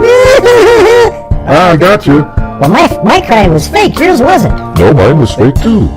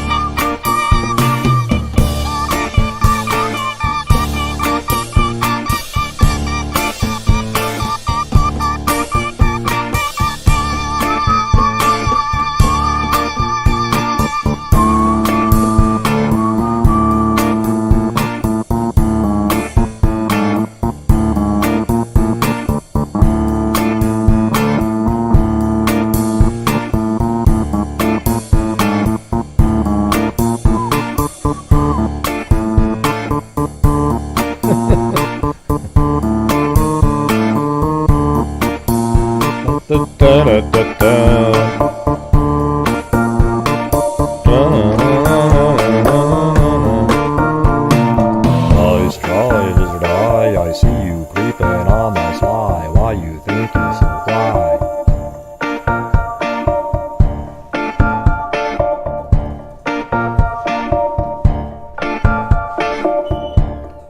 Yeah, when I'm in the mood, I sprinkle troll on my food, but I don't eat it. I chew it up and spit it out and repeat it. Nice try, lizard eye. I see you creeping on the sly.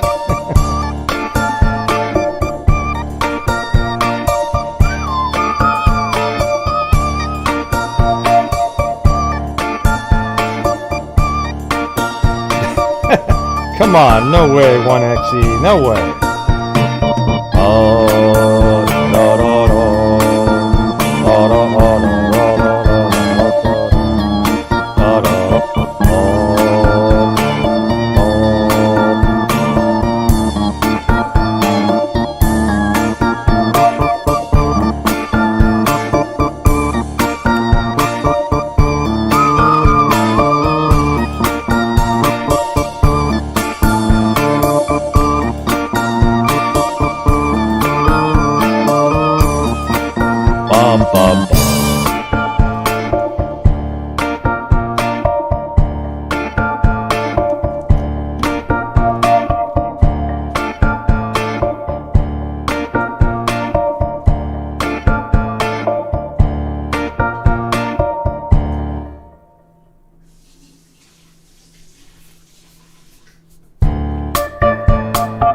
I don't know who that person was.